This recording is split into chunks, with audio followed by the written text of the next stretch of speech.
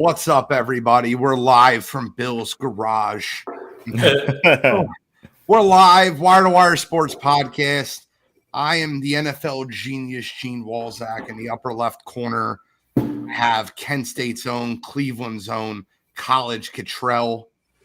How are you guys doing today? It's you guys seem a little bit gloomy. I understand circumstances, everything like that. But don't do that.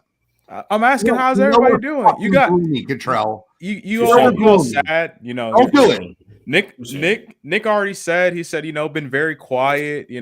I'm just trying to bring it back. Still got a long season to go on the gridiron. Who does Nicholas Reyes root for? He's a Yankees fan. Shocker. The team that didn't make the playoffs, that's underachieved for a decade now, wants to talk shit. Shocker. He's not talking shit. He's just quiet. He's good. I'm just pissed off. I'm in a bad mood.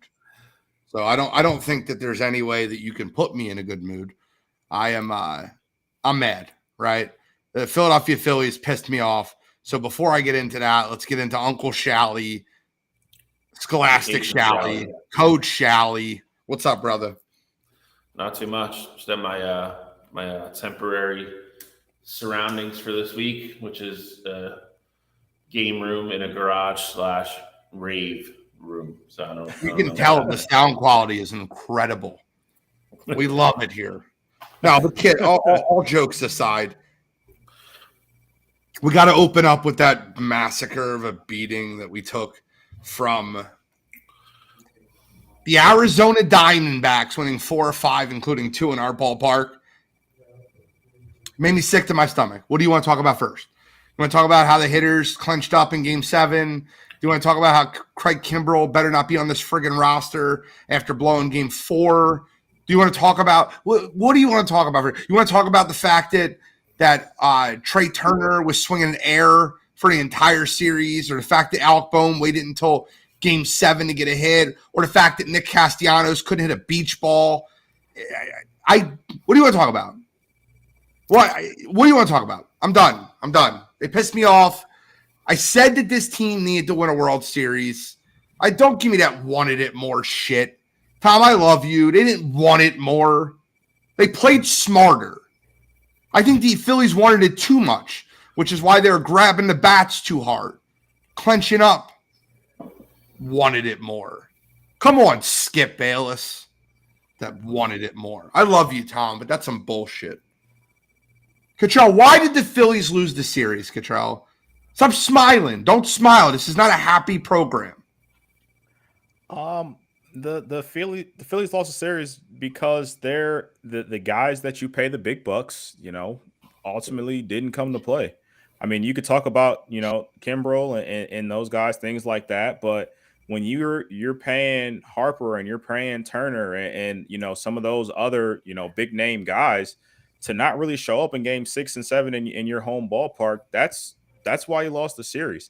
I will say it's kind of crazy because, last week I gave Ranger all of his flowers last week, and I'm not saying, Game 7 was his fault by any means, but I was fully expecting him to go into Game 7, go, maybe 6 or 5 2/3, somewhere around there, give up maybe 1 run and that really be it. I was expecting, Harper to have a Harper-esque kind of performance where he had a, two RBIs on a, 2-out double, or, he had a 3-run home run or something like that. Like, that just didn't happen. And it was crazy because we've seen the Phillies pretty much step up to that moment every other time when they were in that situation. So it was very surprising to see the Phillies go out that way. And even you kind of knew Phillies were headed in that direction. Bottom of the 7th, Harper had 2 on, 2 outs. He hit the fly out. And, for me, that's when I knew the game was over. Fastball down the middle plate. He missed it. He knew it was his pitch. He knew he missed it. But that's okay for him to miss 1 pitch.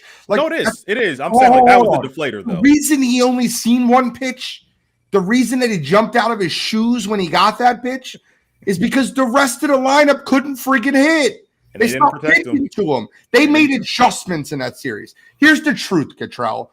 Arizona made adjustments in the series. They took people out of the lineup. They moved people in the lineup. They moved people up and down in the lineup.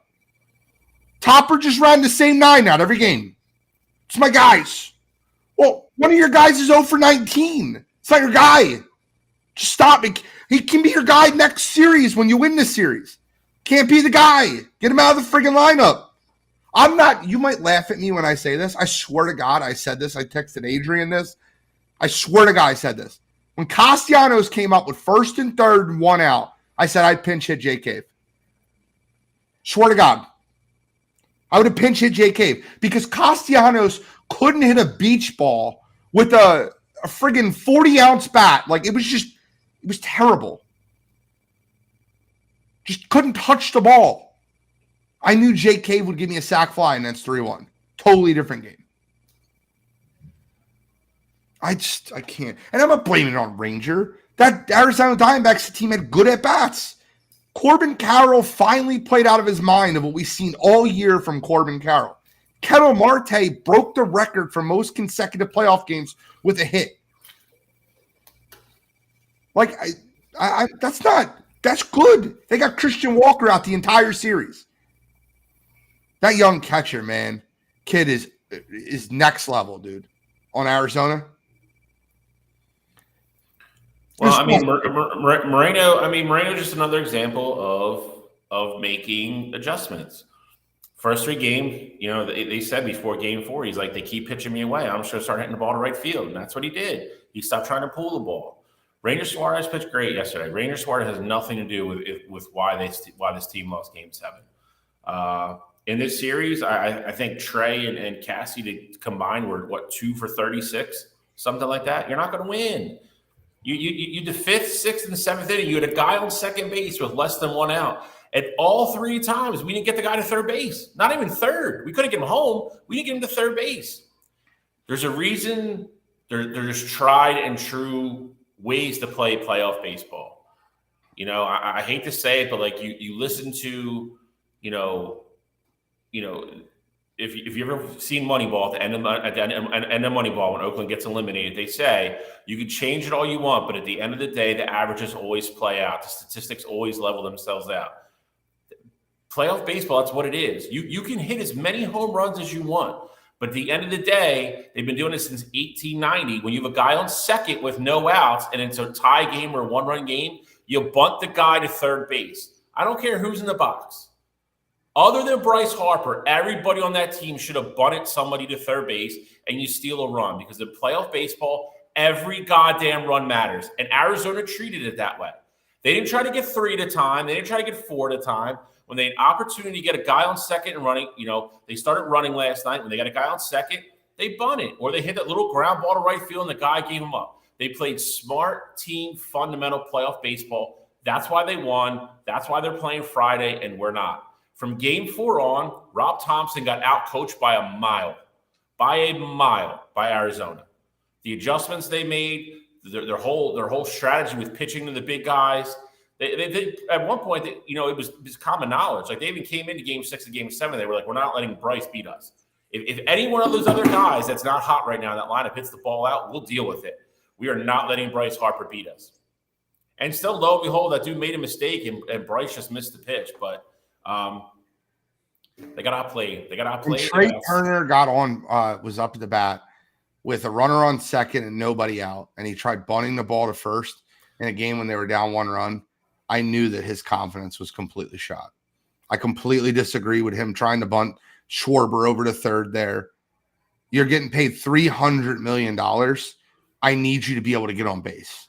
I need you to figure out a way to hit a ball the opposite way without bunting. Listen, it's not, guys, I know it's tough to hit a baseball. I'm not pretending it's easy for you just to guide and direct the baseball. But Trey Turner was a batting champion. He batted over 300 through his career, and he had a runner on second with less than 2 outs, and he couldn't hit a ball to the right side of the field to move the runner over. If you bunt, yeah, you get the runner to move over. But if you hit a ground ball to the right side and move the runner over and it gets through, it's first and third, nobody out. You should be able to hit the ball to both fields. I'm going to tell you that you're wrong on this. Again, it's tried and true, and it works for a reason. The smart teams that win do it. I don't care who it is. He has no confidence to hit the ball the other way. That's how you know when Trey Turner is hot, because he hits the ball gap to gap. He was grounding out the third, grounding out the short because he was trying to pull everything. He had no confidence in that box to push the ball to right field. He's trying to pull everything.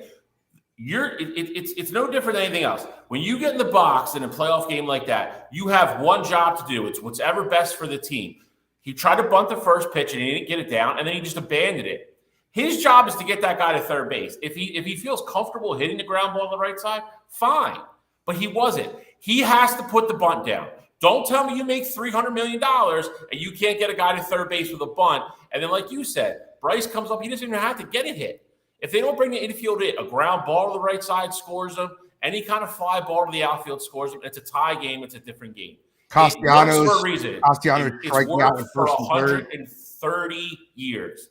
That's why it hasn't changed, because it works. You can give me all the analytics you want and all the launch angle bullshit you want. It's fine. When it gets gritty and it gets down to one-run games, what do teams do? The good teams, they play small ball. That's what Arizona did, and that's why they won. We refused to do it. Like Gene said, we kept throwing guys in the box, try to hit the ball 320, 340 all the time. It doesn't work. The eighth inning, we had three guys that come up, three of our best hitters. Not one of them swung at a strike. Yeah, that's fact. There were six sliders in the dirt that my nephew wouldn't swing at, and we swung at all six of them. Bohm, JT, and stop. I'm done. I don't want to get to it. We will preview the World Series. Let's preview the World Series. I'm done. This Phillies team will get a lot of my aggression in a week or two. I don't need it right now. We got a long show to get into. We got to preview the World Series. The Rangers are going to play in the Arizona Diamondbacks in the least televised World Series of all time, because no one gives a shit. We didn't even talk about the other. Don't care. Talk about it. I don't care. No. Let me know when we're done talking about it. I'm not saying we have to talk about it, but I wasn't expecting the Astros. Once they went up 3-2, they were down 2-0. I had Astros in 7. And when they went back home, when they were pitching Framber and Christian Javier, I fully expected them to at least win one of those games. So, but here we are. Troy, I'm very bitter. I'm a Phillies fan. I'm going to tell you something right now. I'm a Phillies fan, so I'm bitter. You can laugh. It's fine. I'm bitter. That team disappointed me. I wanted to go to a parade. I wanted Red October to continue. I have one wish. I'm done. I can't get into this. Great job, Framber, blowing a game. I'm glad Houston won't win it this year. Texas or Arizona will be a new team. Great. Who do you guys got winning the series? Framber better go home and find out what the hell he's doing real quick, because that's a different kind of implosion the second half of the season. I'm going Texas in 6. That is my exact pick as well. I'll go Arizona in 7. Going Texas in 6, and I'll even give Gene his flowers here. I think Corey Seager's your World Series MVP. Good for him. I'm going Arizona in 7. I think they'll small ball them to death. I'm going with the worst franchises ever in the World Series. You're going to watch two franchises don't give a shit about baseball watch a World Series. This is so ridiculous. I'm not going to say that about Texas. Texas has been around for a long time. Arizona's a newer team. When they beat the Yankees, that's probably about the only time anybody in the country's ever cared about Arizona. But I'm not going to say that about Texas. Texas has a pretty good history. They have a good fan base. Arizona is a different story.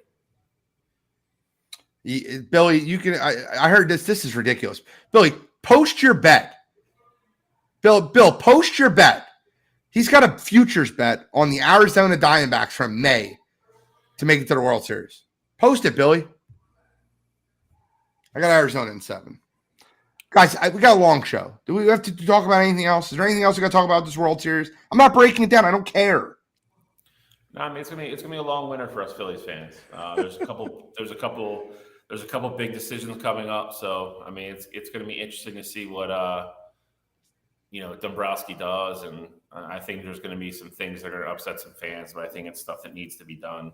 By the way, if you're watching on TikTok, smash that like button for me right now. Hit it as many times as possible, because I'm doing this out of the goodness of my heart. I'm driving myself nuts. Smash it. Got 138.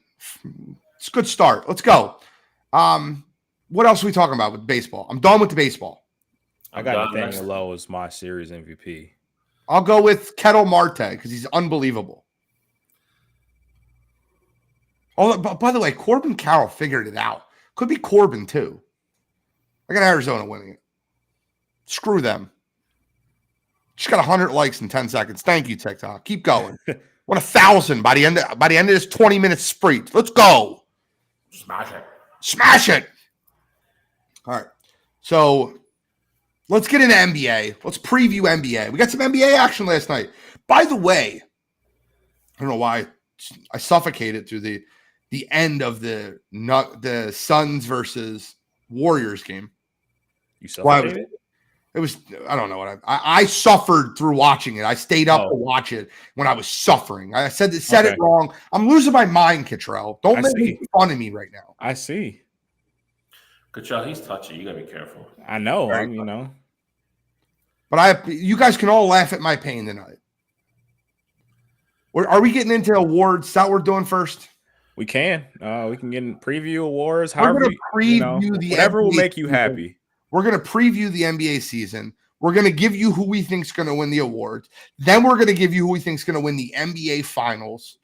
And then we're going to move into some footy ball. Is that good with everybody listening? Are you guys good with that? Let me know. Yes, they're good with it. Let's go. What's our first award? Oh, Rookie of the Year. Why do you control? Stay off it, all right? Stay off. You're not allowed to pick the same guy as me. I'm kidding. I literally went chalk here because I knew one of the two you was going to pick Chet. I didn't think both of you would. Well, I went Chet because I think that having a full year in an NBA, I think Victor is going to Chet. Now Chet was injured, but Victor is going to take that year to really get himself. I think by game 50, Victor will be ready to rock and roll and will look much better than Chet. But I think Chet, with having a whole year in an NBA system, I think he'll be ready to have a huge year. I think that this is a huge year for the Oklahoma City Thunder. I think they'll win more games than the Spurs. Therefore, I think the Rookie of the Year will come from the Thunder. I have Chet Holmgren winning Rookie of the Year. Look at I would definitely back that. I would definitely back that Holmgren love. You got to think too. The Thunder were in the play-in games last year without Chet. And like you said, Chet has, that experience. He got to sit back and be, really an NBA player for the past year. And I think that really showed because although he wasn't able to really play, seeing him in the preseason and even seeing him, earlier on in the summer league and things like that, he looked very comfortable out there. And so I think for him to have that footing, he doesn't have to be, that number one guy with Oklahoma City because obviously they have Shea there. I think that offense will, really work around Chet and he gets to kind of just fit in where he can, as opposed to Victor. He's going to be the target of every team every single night. And while I think he will get used to that, like you said, I think it is going to take a while, though, for him to get used to that, see how he handles NBA double teams and, passing out of things like that. So I like Chet to have the better season this upcoming year. I completely agree with you. I think that Chet could be the third option on Oklahoma City Thunder, which I think will leave him to a lot more. I don't know. I think he's going to block a lot of shots. I think he's going to be very good on the defensive end. I think he's going to surprise people with his length. And I think he'll end up scoring 17 a game. So I like Chet in this one. Bill, why you got Wemby? I think there's just too much hype. I think if he plays well, they're grooming this kid to be the next, pick some, huge superstar name. And I think that's what it's going to be. I understand the Chet thing, the angle I do. Like I said, I almost picked him. I figured at least one of you guys were going to. But, it's not like he wasn't playing last year. He was playing international basketball. Like, I think there's going to be a learning curve for sure, kind of like Gene said. But I think once you get 30, 40 games in, he's got one of the best coaches to ever do it, tutoring him. I think he's going to catch up real quick. He's going to be the focus. I think he's going to have every opportunity in the world to score 20 a night. I think with his length and his defense, he's one of the top 6 or 7 favorites for Defensive Player of the Year. I think he's just going to put up. I think there's going to be nights where he just, there's nights he's definitely going to struggle. He might score 13 and 8, something like that. And then I think there's going to be other nights where he has 24 and 12 and 7 blocks. Like I think you're going to get some crazy shit like that sometimes too. So Wouldn't be surprised if either one of these guys won. And like I said, if I didn't pick, Wemby, I would have picked Chet. But I think the hype train is full steam ahead, and I think Wemby's going to get it at the end. Appreciate the fire emojis, Harry. Thank you very much.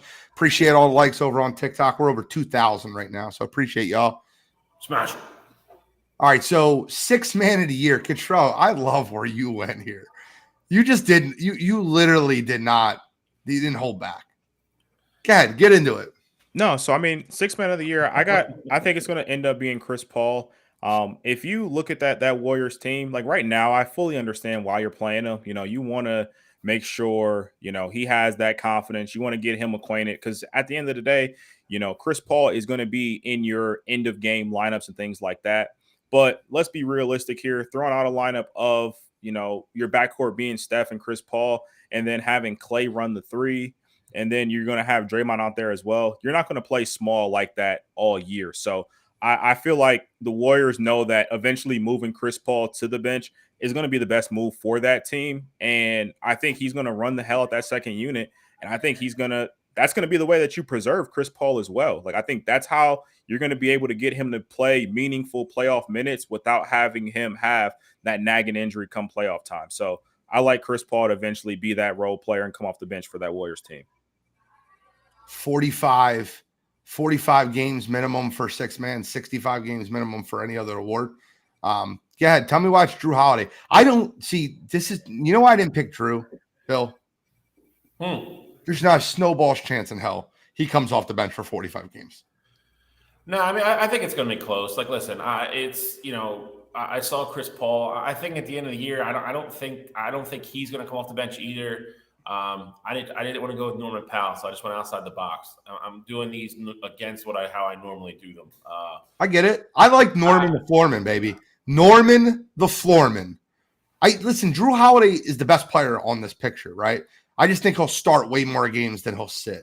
Yeah, like he started tonight. I think it's going to be interesting. They already, and I picked it because like I said, I read the one article where they said they're going to use them differently depending who they're playing. Like, Derek White might start certain nights at the point, or they might do something else. I don't disagree. I think probably when it's all said and done, he ends up just starting probably 60 games this year, which would, probably DQ him. So, but, he's in a contract year. I like guys that are kind of in that prove it to, kind of get one last contract type thing. I think he makes Boston a lot better. So I don't think Drew Holiday's, numbers in any regard, in any category, are going to change playing for Boston. If anything, they're probably going to get better, and he's going to play on a team that was just as good that he just left. So I want to tell you why it's Norman the Floorman. I didn't tell Cottrell to put up the Clippers logo. I didn't want him to put up the Clippers logo because I don't think he wins 6 man for the Clippers. Wins 6 man for the 76ers when he gets traded over here for James Harden's garbage ass. I think James Harden gets traded to the Clippers. I think Norman the Floorman, it becomes our 6th man, and I think he wins 6th man of the year for the Philadelphia 76ers. So mark that down. I think you get Norman Powell. I think you get maybe another depth piece, and then a couple first-round draft picks from another team. I think that the Clippers right now are working out a deal to be able to get a first-round draft pick from a team that is not expected to be good because Daryl Morey doesn't value the Clippers 2028 first-round pick. He's trying to get a more valuable first-round pick for James Harden.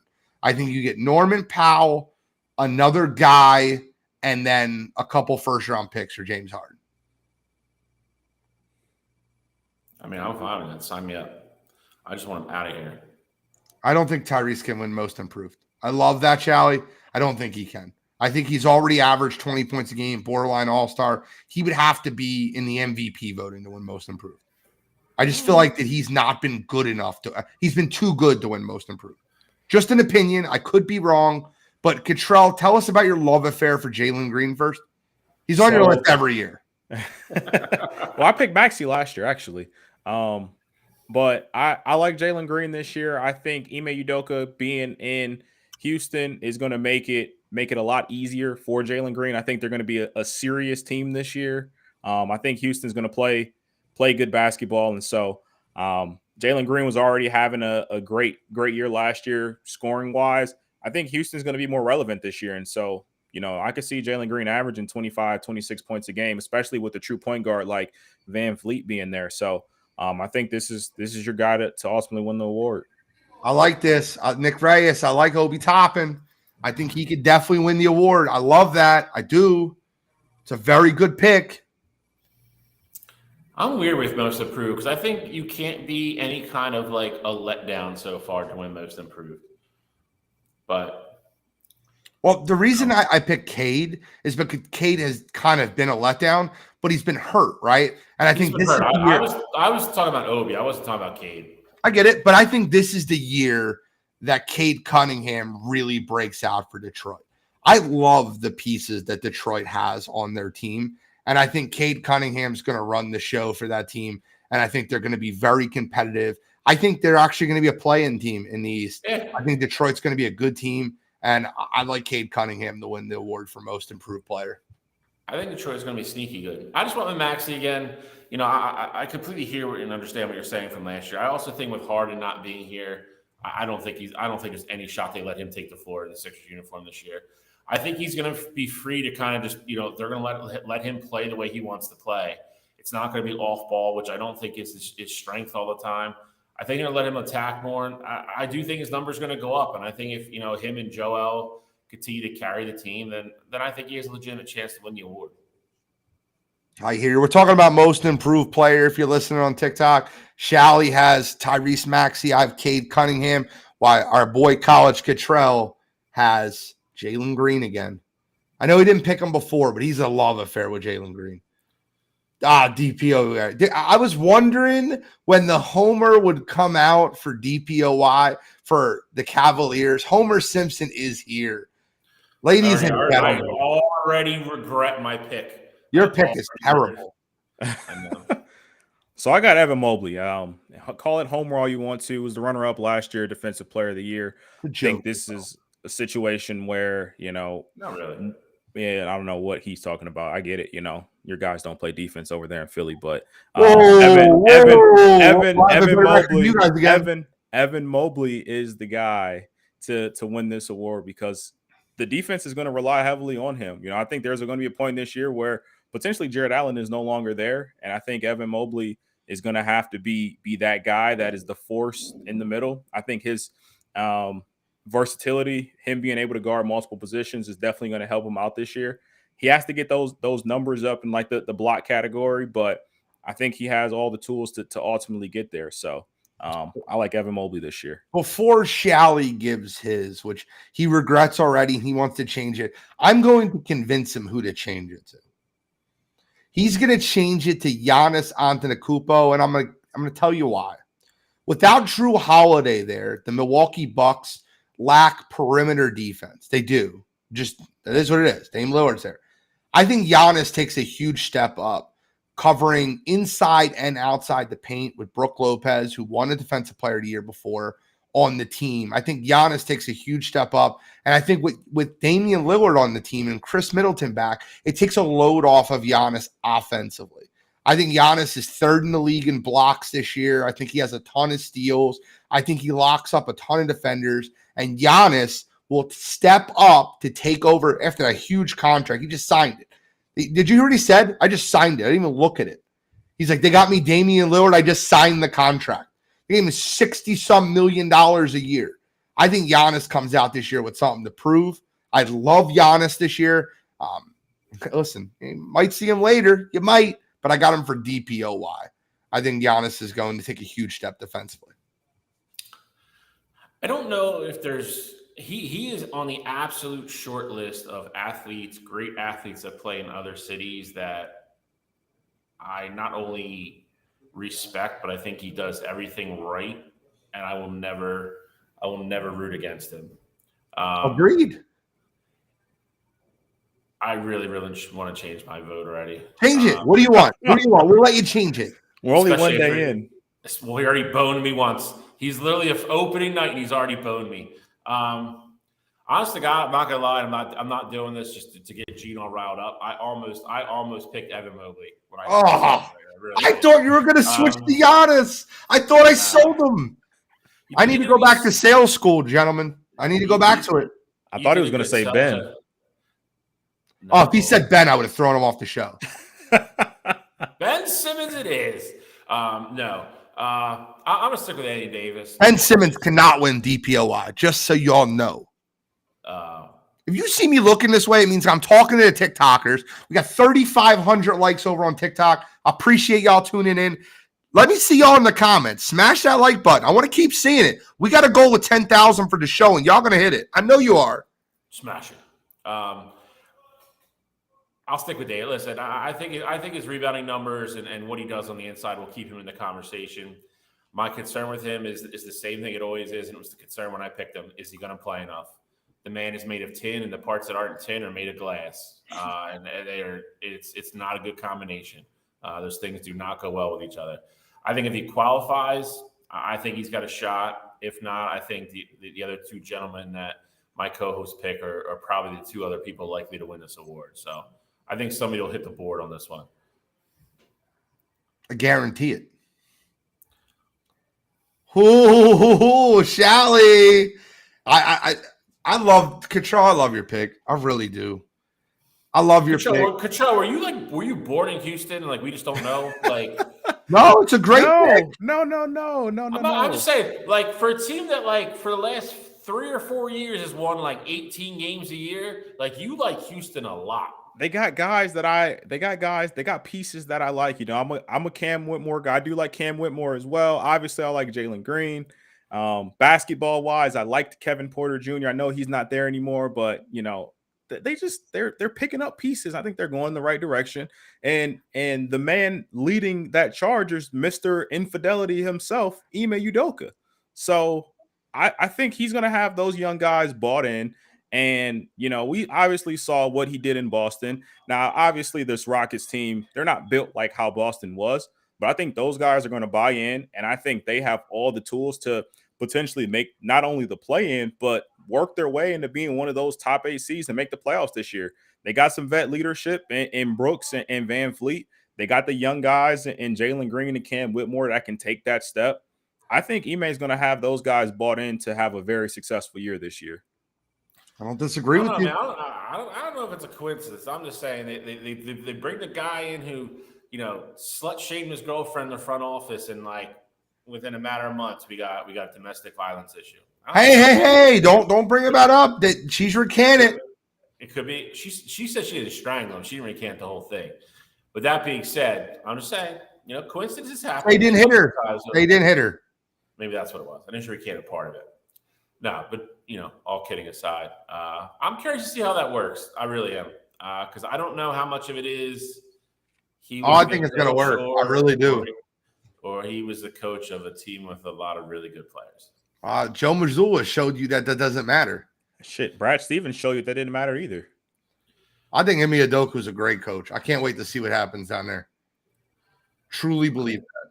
I guess the women in Texas are more forthcoming with the dirty talk. Who do you got, Shally? Tell us who you got for Coach of the Year. Mark Dejanot, baby. He's finally got 8 of his 19 number 1 picks in camp. Team actually showed a lot of promise last year. They're going to get Chet back with SA. I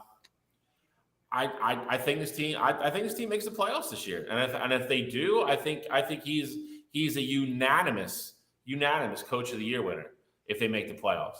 Wire2Wire Sports Podcast, Jasmine. I appreciate your comment. All sports. That's right, Harry. Thank you. I think it is.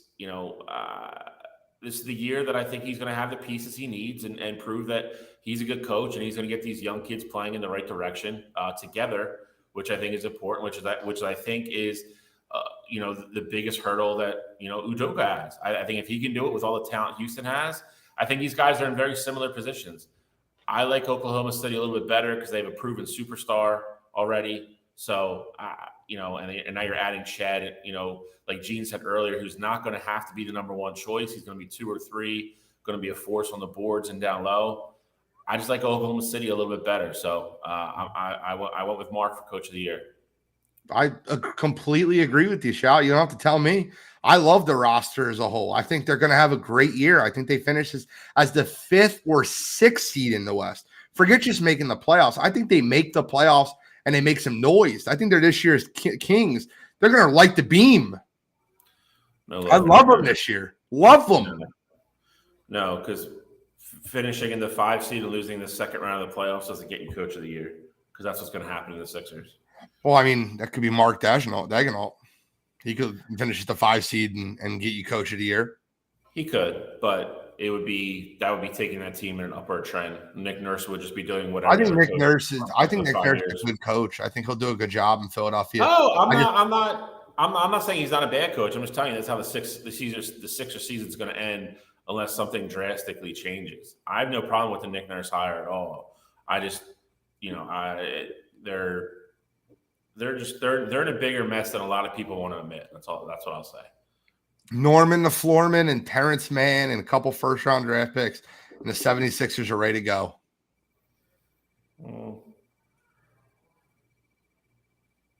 What we got next? See, I knew you would see him. I knew you'd see him later. NBA MVP, Cottrell and Shally, both going with my DPOY. I am floored that after the last 2 years and all the arguments on this show that you've now taken him as your MVP. Well, hold on. I have a reason for it. I have a reason.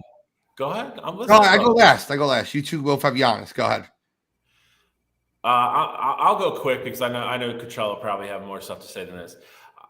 I'm going to say a lot of what Gene said. I'm going to piggyback off him. You're going to have a healthy Chris Middleton. Dame Lillard's going to take some of the load off. I think Milwaukee is going to score more points this year because they're going to have to. We've talked about that, already before with losing Drew Holiday.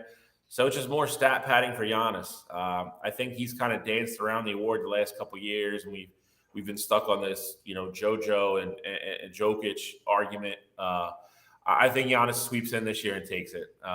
I think they're going to be able to probably, manage him a little bit better down the stretch. And like Gene said, if Chris Middleton stays healthy, it just opens up more room for him to operate anyway. So I like Giannis to put up big numbers. I think Milwaukee has a shot to win the East, and I'm going to go with him for MVP. So I have Milwaukee winning the East. I think they won 60 games this year. You talk about Giannis being as good as he is defensively. I think there's going to be an argument to be made, that he was the best player in the league defensively. And I think when it comes to his offensive numbers, he's going to be averaging at least, 28, 29, and 11. So I think that mixed with having that number 1 seed in the East, mixed with, what he's doing defensively on that side of the ball, I think he's going to have a little bit more in the tank to propel him over guys like Joker and even JoJo this upcoming season. So I think Milwaukee's success is going to be very, very important here. And I think this is going to be a year where we see Giannis pretty much stay healthy throughout the entire year. And I think he's going to, ultimately go back and get his another MVP award. Okay. I'm going to give you my reason why Jokic, I think, wins the MVP this year. So, number one, they're coming in the year with almost the same roster. You looked at them last night, they looked fluid. The fluidity, they don't have to worry about welcoming new pieces. The fluidity of the roster is insane. He doesn't do like crazy athletic things to where he's going to land himself on the injury report, right? Like he's not the fastest guy. He's not very fleet of foot, but he's a wizard with the basketball, and the whole offense runs through him. Rebounds run through him. The offense runs through him, passing the ball. He scores. He had another triple-double last night. So he's in a perfect situation. He's got the perfect coach, perfect team around him, and he's the best player in the NBA. So, let's call it what it is. The guy is the best player in the NBA. Winning that finals last year solidified that right now. He's better than anybody else. He's better than Giannis. He's better than Luka. He's better than anybody. Let's stop the argument. He won the finals last year. He's walking into the NBA with the NBA finals team in a Western Conference where a lot of teams are going to be getting used to each other, and he doesn't have to get used to anything. They'll finish as the 1 seed in the West. He'll have ridiculous numbers. His PER numbers are always through the roof. He's super efficient. So with that being said, there's no one that's going to be able to leap out and take the award from him. There's no more voter fatigue. He lost it last year. A lot of people are getting criticized for voting Embiid over Jokic due to voter fatigue. I think this year he'll get a lot of those votes back because he won the finals. I think he's the best player in the world right now, and I think Jokic wins the award.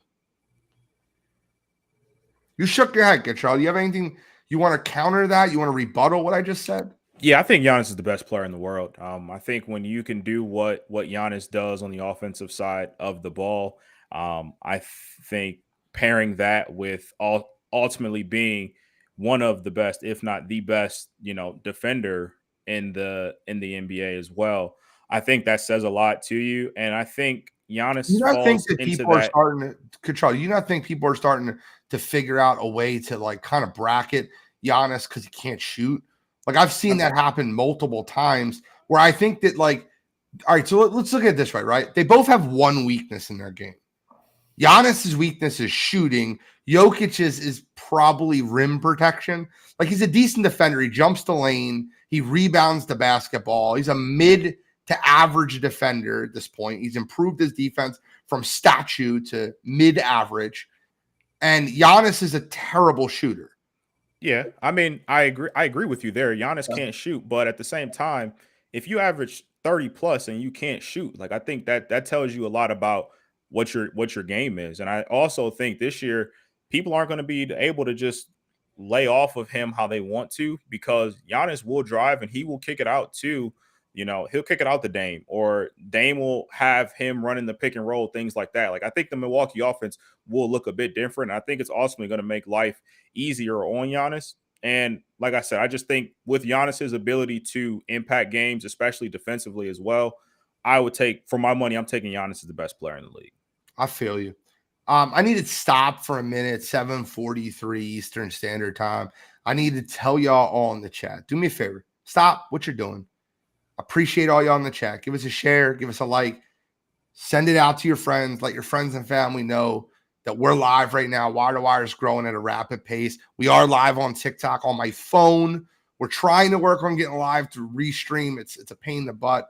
I just give you a heads up. So if we're on the phone, I apologize. I thank you. But keep hitting that like button. We got to get to 10,000 by the end of the show. I appreciate everybody right now, currently. And if you're listening in the chat, give us a share.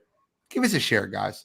Shoot us a share. Hit the like button 5 or 6 times. Let us know that you're here. I appreciate y'all. Let's give our NBA Finals preview.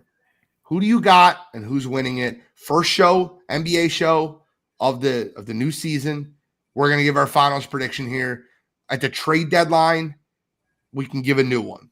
We'll do twice this year. That's it. We can alter or keep, but we're going to give our finals right here, right now. It's on. Cottrell, tell us who you got. So I have, out of the Western Conference, I got the Phoenix Suns. I think those guys are going to be very talented.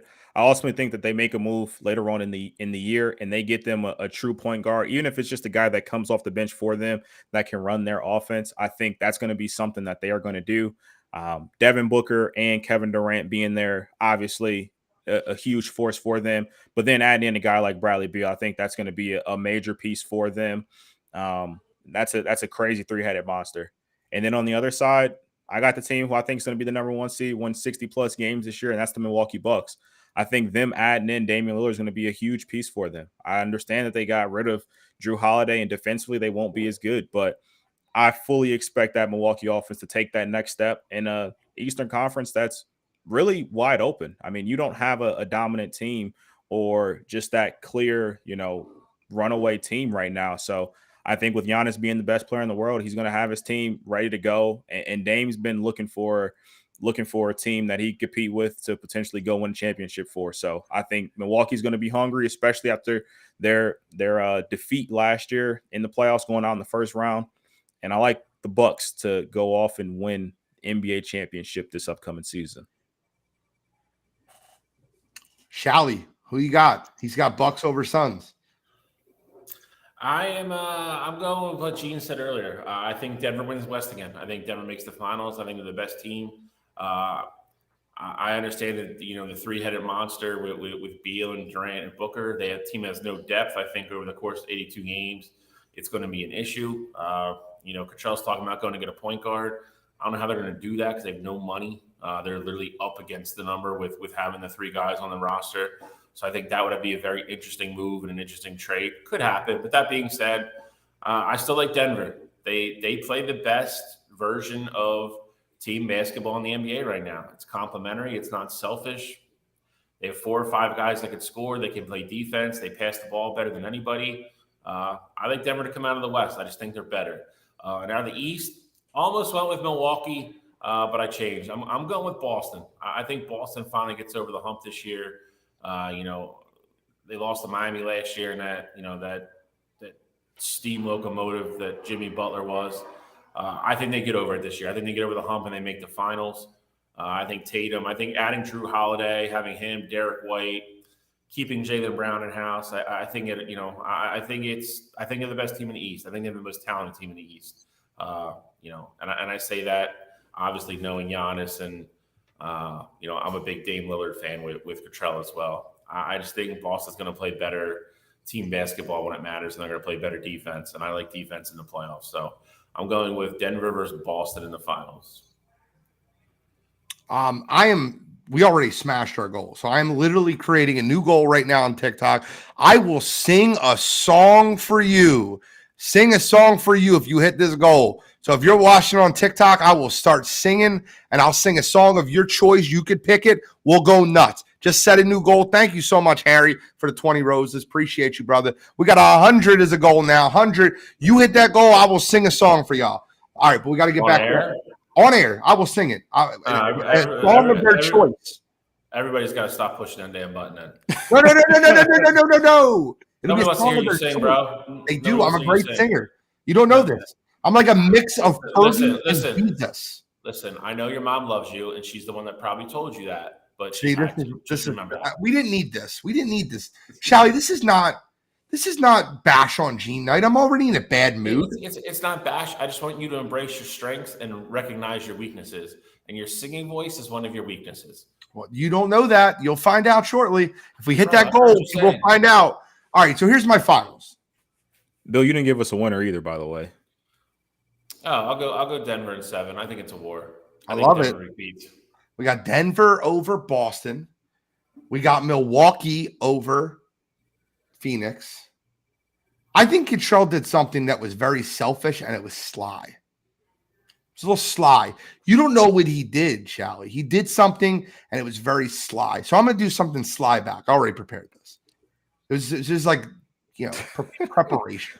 I don't know what he's talking about, Bill. He's talking about our age-old debate that we've had with Damian Lillard and Chris Paul. So he slid Damian Lillard an NBA Finals. That's what he did. He just talked about Giannis and the Bucks, but he slid an NBA championship into Damian Lillard's hands. That's what he did. I got news for you. I'm going to slide something back. In the West, I have the Golden State Warriors. I love this team and the way they're built this year. Wiggins being back, Clay on his last year in Golden State, Steph Curry, and then you got Chris Paul running with the twos, the youngsters. I love that setup. I think they're going to be prime for playoff basketball. Give me the Warriors coming out of the West. Out of the East, you guys already know it. I have a $500 futures bet on this team. No doubt in my mind, guys. Best team in the NBA this year, and it's not very close. It's the Boston Celtics. I think they win the NBA Finals in 5. I don't think it's competitive. I don't think they see a Game 7 or an elimination game their entire playoff run. They're the best team in basketball, and it's not even close. The Unicorns started off today with like 15 points in the first quarter and a half. You got Drew Holiday, Jaylen Brown, Jason Tatum, who's going to be my runner-up for MVP. They're going to win 65 games. I got Boston. I'm sorry to say it. I hate to do it. It's going to hurt my soul. I'll root against it. No, I won't. I put $500 on it. I'm not going to root against it. I got the Boston Celtics winning the NBA Finals. I have them beating the Golden State Warriors. And I don't think it's rather close. I can't imagine what this show will look like come June if it's Golden State versus Milwaukee in the finals. That Got to would run with your narrative. be Got to run with your narrative. my narrative. Yeah, you started it. I did not start the narrative. You brought it up, man. I think there was 1 year in Damian Lillard's career where he was a better player than Chris Paul. One. Here we go. Ever. His whole career.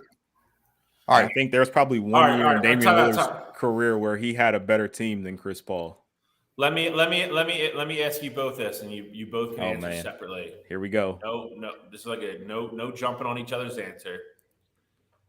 Cottrell, I'll go first with you.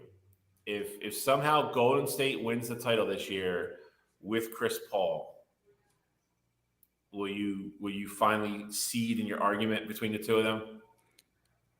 There is no concede. Like I'm just saying that I would say Chris Paul is a champion. I would say he's a winner. So that narrative would be gone. If that's what the question is, that is my answer.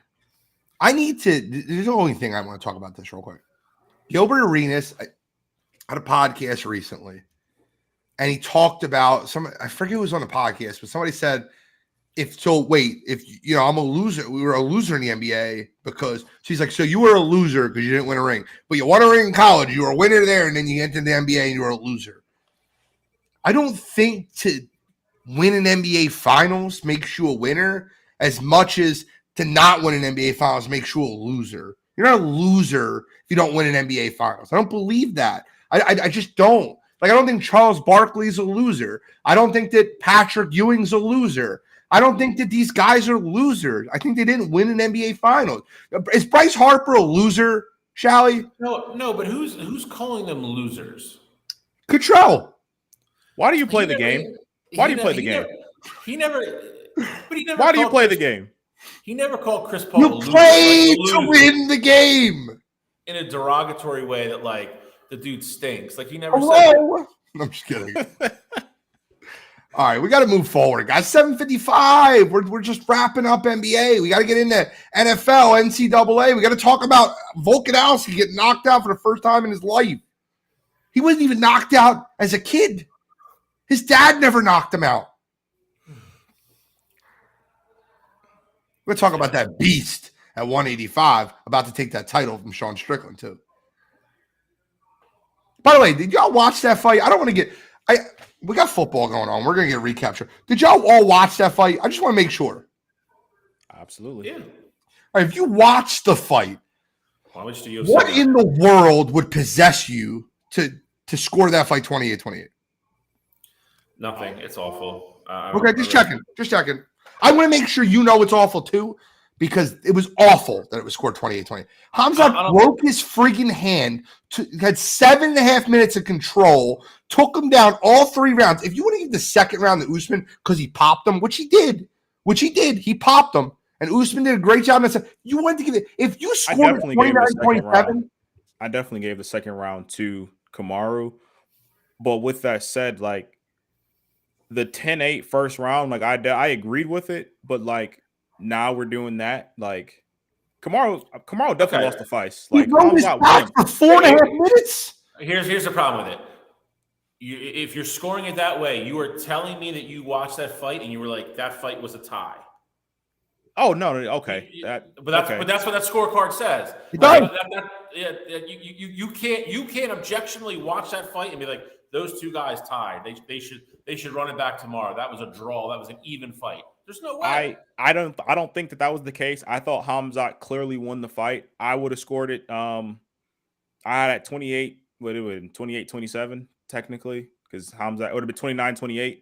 I would have gave the first round. Yes, he backpacked him for the whole basically first round. So, I'm just going off how UFC scoring is though. 10-8s. We don't see 10-8s. Like that, even that round for a 10-8 when Aljamain backpacked Peter Yan.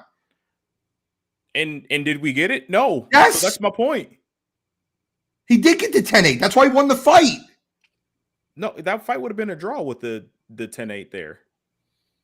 Look, we'll get in the UFC when we get in the UFC. Let's talk about. We're already here. We might as well just finish it. Let's do UFC now. Let's do UFC next, and then we'll get in a whole hour of football. I think it's embarrassing how they took that fight and said 28-28. You watched that fight and said, 7.5 minutes of control. Hamzat broke his hand in the first round. Now, obviously, the judges don't know that, but he broke his hand in the first round, backpacked him, took him down all 3 rounds, he was in trouble for about 23 seconds of the second round, 100%. Usman clocked him.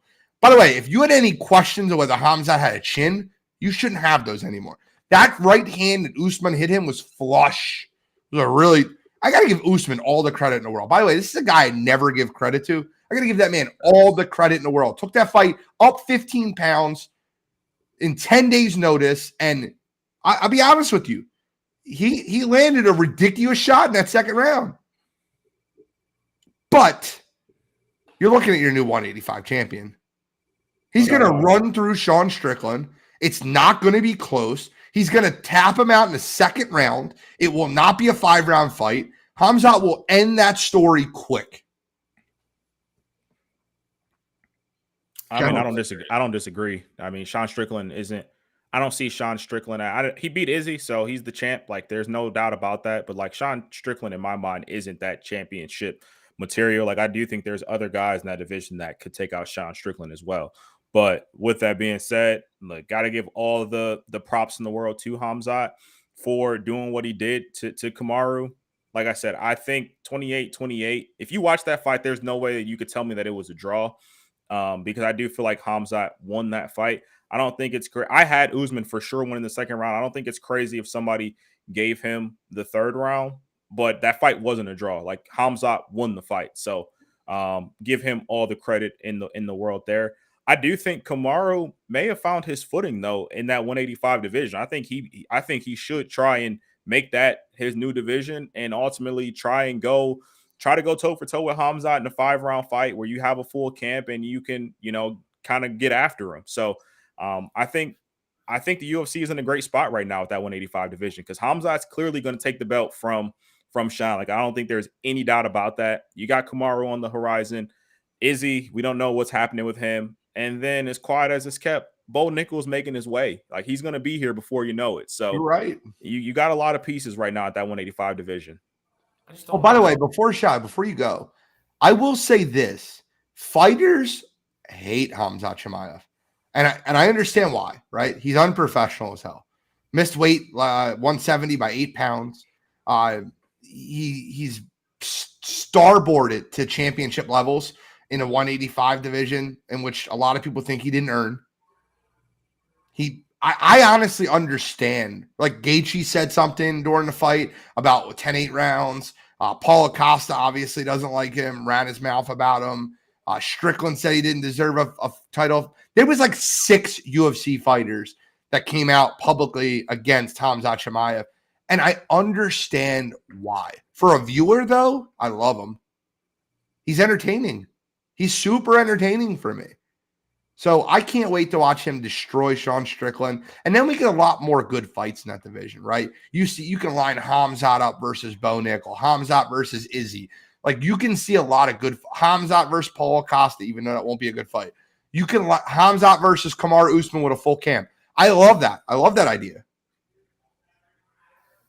Yeah, I mean, I think the only thing with Kamaru is that I think you're way down the road there. I don't think you're going to see that run back immediately, right, assuming he beats Sean Strickland, like I think, we all think he will. I think, obviously, the interesting fight right off the bat would be Izzy, but I don't know if Bo is ready. I don't know if they're ready. I mean, Bo is ready, bro. Bo is ready. That guy he's an ascendant. I get it. I think, but my point is, I think they're going to make him fight at least one more time. Bro, can you imagine the wrestling match between them two? That's what it's going to be. Bo would be the better wrestler, but Hamzat's stronger and wild. I don't know, man. That's a weird fight. I think Hamzat would have to try to stand with him instead of try to wrestle him because Bo's the better wrestler. Hamzat does wrestle bears, though. He does. I mean, listen, it's always the interesting thing of, it's the old. The age-old cliche, like, what does a wrestler look like when you put him on his back? And that would be the interesting story in that fight. We know what he looks like when he's on top of people, ground and pound, both of them, but if there's going to be takedowns in that fight, they're both, one or both of them are going to end up on their back at some point in that fight. So I think that gets very interesting. again, I think Bo's going to fight at least one more time before he gets put into that situation. Well, at I would least love to one. see. Yeah, I get it. Yeah. But again, I would love to see Kamaru down the road with a full camp and him, getting another 185 under his belt and, get really comfortable at that weight. I think Usman I think he's a fan favorite. And, I think with what he's done in the UFC, I think he deserves it as long as he can string together a victory or two. But, I think he's got to heal up and then he's got to, I think we'll get the Strickland fight pretty soon there within. And then, then we can really kind of get down to business in that division. Moving forward, though, do you think any less of Volk, any more of Islam after what you witnessed? I mean, Volk took the fight on 10 days notice. Listen, hear me out, Cottrell. He got knocked out, right? Like, you could say cardio and preparation was a thing, but he got knocked out. And I get it. I'm asking the question for the listeners, for you guys, for anybody here on TikTok. By the way, we're over halfway to our goal. Let's keep it rolling, guys. 10K by the end of the show. I'd appreciate the likes and hit that. Thank you. But I love that, right? But do you think any less of Volkanovski after getting knocked out by Islam? And do you think Islam is beatable? Like, who is his next opponent? Like, I've never seen – I watched the beginning of that fight. I'm like, okay, Volk looks like he's in it. He stopped the first takedown offense, and the way he got knocked out, it looked like he was ready for a shoot, and Hamzat looked like he kind of shoulder nudged to shoot and then hit him with the high kick, and it was it. It was curtains for him. Great setup by Islam. If he's knocking guys out on their feet, like preparing for the shoot, and he's wrestling the way he's capable of, who can beat him? Could he be a better and bigger champion than Khabib ever was? Well, I don't think that's the norm for him. I think that's great scouting by somebody in his camp. I think that's something they noticed and said, if you get in this spot, you can hit it, pull back, high kick, it'll probably be there. I don't think he's going to get in the habit of walking into that cage and not being himself and starting to try to knock people out. I don't think that's going to happen.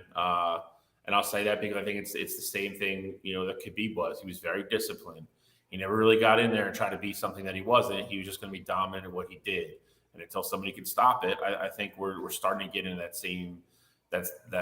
same territory with Islam. I actually said that to you, I think last week at some point. My worry is that he starts to get bored and kind of did what Khabib did.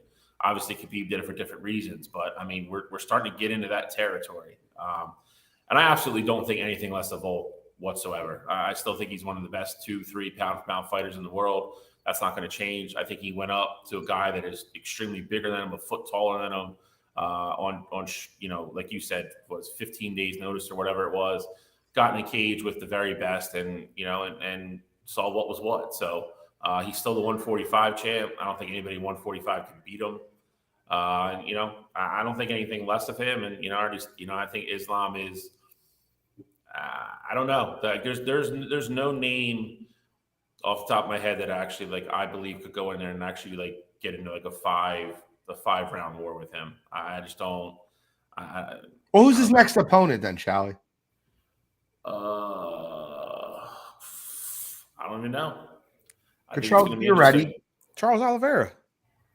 Charles Oliveira is the next opponent. There's no doubt about it. That's gonna be the next fight there. That's the fight to make.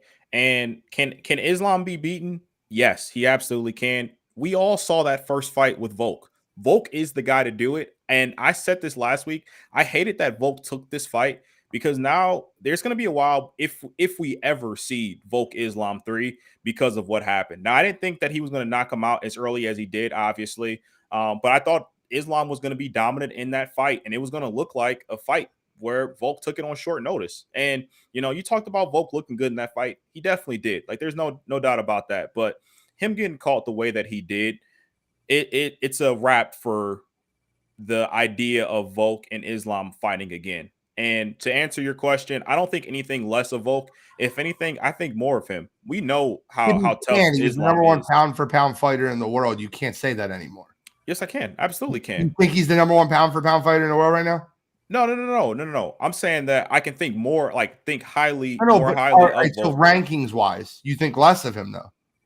Of course, he lost. Okay, that's my point. Yeah, but Well, that's not how you framed it completely originally. different. Like, Rankings wise, of course, if you lose, you're going to go down. You're twisting this because I know what you want to do, and I'm not going to argue with it because you can make a case for it now. But that's not how you originally framed it at all. Okay, so rankings wise, you think less of him for losing, right? Well, he lost. Yeah. What do I want to do, Shally? Tell me what I want to do. I don't know what I want to do. You want to put Islam in that one spot, and then we're getting into the whole Khabib debate thing again, and that's fine. If you would have said rankings from the get go, I didn't. That's not what my thought process was at all. We would have answered the question differently. You made it sound like you think less of him as a man or a fighter. No, I think more of him as a man. That's why less his rankings, and that's how we answered. Of course, you didn't lost. say rankings. If you lose fights, of course, I think if you lose a fight definitively, you get knocked out, you get subbed. Of course, I think less of you as a fighter in the rankings because you lost. Thank you for that. That's easy. And as far as Islam goes too, you guys mentioned him getting out of character. I fully understand that wrestling is his background, the Sambo training, or things like that. Islam has been more than capable to put people down standing up though as well. Like, let's not forget ultimately how he beat Charles Oliveira. Like, I know he subbed him, but at the same time, how did he get him there? He knocked him down first, and then he got on top of him and mauled him. So, like, Islam has always been like that, with stand-up game. It's just that obviously his background is Sambo, and he's going to try and dominate you wrestling wise. Right now, I really don't see anybody getting in Islam's way. But the other thing too that I didn't even realize until I saw a stat about it afterwards, there's only been one guy to go up from 145 to 155 and ever get a win in UFC history. And that was Conor McGregor beating Eddie Alvarez. So when whoa! We didn't need that on this show. When those guys go from 145 to 155, they're going to lose. Conor was the one exception there. So maybe it's just something about that division. I'll tell you who the next fight should be. Or after Charles. The fight after Charles should be. And you just mentioned his name. No. He should fight Conor McGregor. It would be the biggest money fight that they could put on. I don't think Conor McGregor's going to earn it. Conor's never getting back to 155, brother. Well, you're probably right. You're probably right about that. Those steroids fit in pretty hard. He looks a little bulky. Right. I don't know. I don't know what Conor's going to look like at 170 once he's off the juice. So him getting back to 155 is pipe dream. It ain't gonna be healthy. I'll tell you that much. I don't know if Islam. I don't know. Khabib could probably. I mean, Islam could easily fight at 170. So I mean, maybe Khabib gets in his ear and tells him to go fight at 170 and kick his ass again. I don't know. We'll see what happens. That is a money fight though. That will. Maybe they can put that on the December card since we got to move. We got to move. It is A10. We got NCAA. We got NFL. We got to move. So. Let's get into NCAA football. Let's get into college football. No, let's get into NFL. Let's get in the NFL. NFL first. We're gonna before we cover this week's games. It's Wednesday. It's close enough to Sunday. We just gave our rankings for the 5-1 teams. The Chiefs were 5th. The Lions were 4th. The 49ers were 1st. I don't mind. What about the Eagles? Now, I do want to bring something up, right? And it's for anybody listening on TikTok. I know you watched what I watched Sunday. I know you did. I'm going to make a statement on the show. Might get me canceled. There's a lot of fixing football going on. It's happening, guys, all across the league. Now, what I'm happy about, let me just be clear when I say this, that the two teams that I almost view always get screwed by the referees came out on the other side this week. It was almost like a payback, right? Like somebody owed them some money, right? That's how it felt. They got that back. That's fair. I get it, right? That is how it felt. Pittsburgh Steelers won a friggin' ridiculous game that they should not have. I'm not saying they shouldn't have won the game. I just would like to see how the game should have ended. Kenny Pickett was clearly short. It wasn't even close. What are we talking about? And then he couldn't replay it. And they're like, sorry, no, he made it. No timeouts. Figured out. Game over. Ended the game. That was terrible. They stole that game from the Rams. Stole it. Now, I'm not saying they would have went down and scored a touchdown. That Pittsburgh defense looked great. Pittsburgh still could have won that game by fair and square. Shouldn't have ended that way. Just like the Eagles Super Bowl, right? Shouldn't have ended that way. Shouldn't have ended that. I'm not saying they would have went down and scored a touchdown or kicked a field goal or won the game. Shouldn't have ended that way. Be fair? I don't know if the Browns score a touchdown there. I don't know if they do. Shouldn't have ended that way. I can't say it changed the game. Two terrible calls. I mean, terrible. Uncatchable ball. You want to call illegal contact, give him 5 yards, and replay it? That's fine. You want to call holding them 5 yards? That's fine. You gave them PI at the 1 friggin' yard line on a ball that was 9 yards. Calvin Johnson in his prime couldn't have brought it in. Not even close. Now, the narrative that gets sprayed around the Eagles-Dolphins game is 10 penalties to 0, and the one penalty was one of the head officials was from Pennsylvania, and he was already written up for unethical calls. And yeah, I get it. The Eagles didn't have 0 penalties called against them, idiots. Watch the game. They had 3 penalties called on them. 2 were offsetting. 1 was wrong, to be fair. They thought it was Landon Dickerson's hand again. It was Jason Kelsey's on the tush push. 2 were offsetting and 1 was declined. Now, with that being said, did the referees miss 2 blatant calls? Yes. I was watching the game live, and I seen a holding call when David Long got clotheslined by Landon Dickerson coming through the hole, and nothing got called, and it was terrible. The face mask on Bradbury on the sideline was terrible. Both should have been called. I don't know if it changes the game. Eagles won the game by 14, had the ball on the 6-yard line, nailed the ball. I don't like, because even the 4th down where the Eagles took over after the Dolphins missed that 4th down, the first play was a pick 6. Now, if the Eagles are tied in that game, they don't run the offense the same way. You can't say that happens. It's not the same play call. So I think karma kind of caught up for the Bradbury face mask. And the holding would have been on 1st down anyway. So we don't know if that changes things. I don't think it was egregiously called outside of those 2 calls. Now, to be fair, the Philadelphia Eagles were not a benefactor of that offsetting penalty call because they keep thinking it's Landon Dickerson's hand, and it's not. Stop doing that. Tell them to wear some different color gloves. I know. It's fair. But with that being said, the officiating in the NFL is awful. It's tragically bad. They need to get the ethics committee in there ASAP, because as soon as – and it's always been bad, right? You've seen some backdoor, like there's like a game or 2 where it really happens. It's never been as prevalent as it is right now. Never.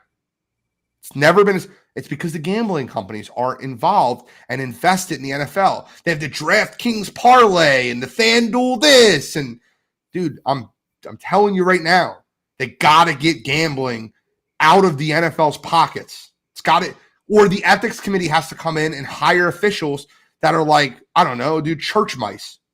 I don't care, but this can't happen. It's terrible. It's never going to happen. I mean, because the NFL has the same problem that MLB does. Their officials are unionized.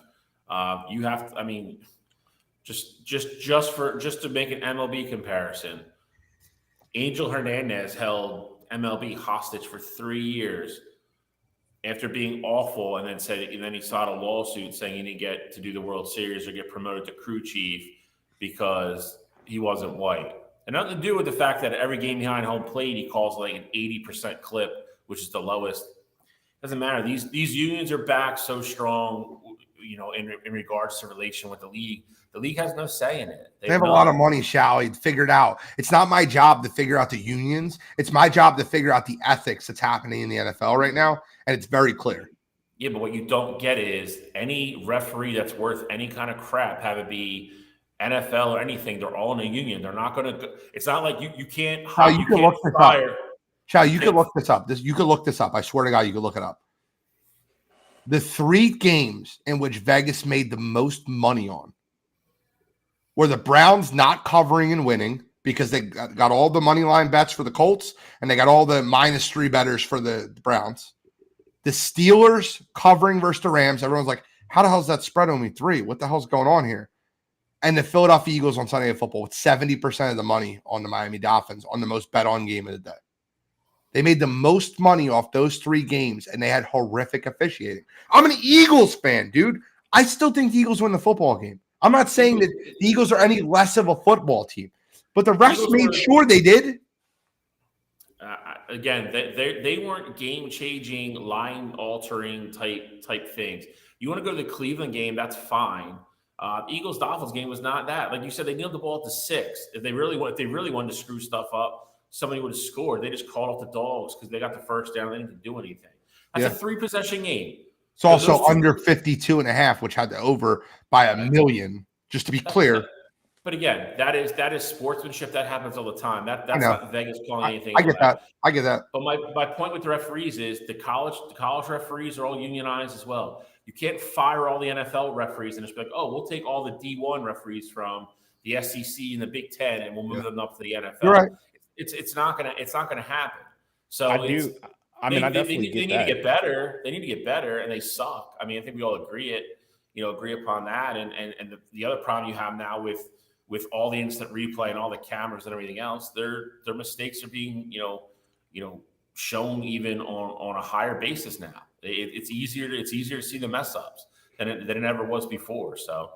I think that's my biggest issue. That's my biggest issue with it right there, though, is that you want to act like, they want to go back to New York and see, hear what those guys' opinions are and things like that. But it's not consistent. Like that Rams Steelers game, for example, no way you couldn't say like, hey, we're at the 2-minute warning now. We need a respot here. It was clearly a yard short.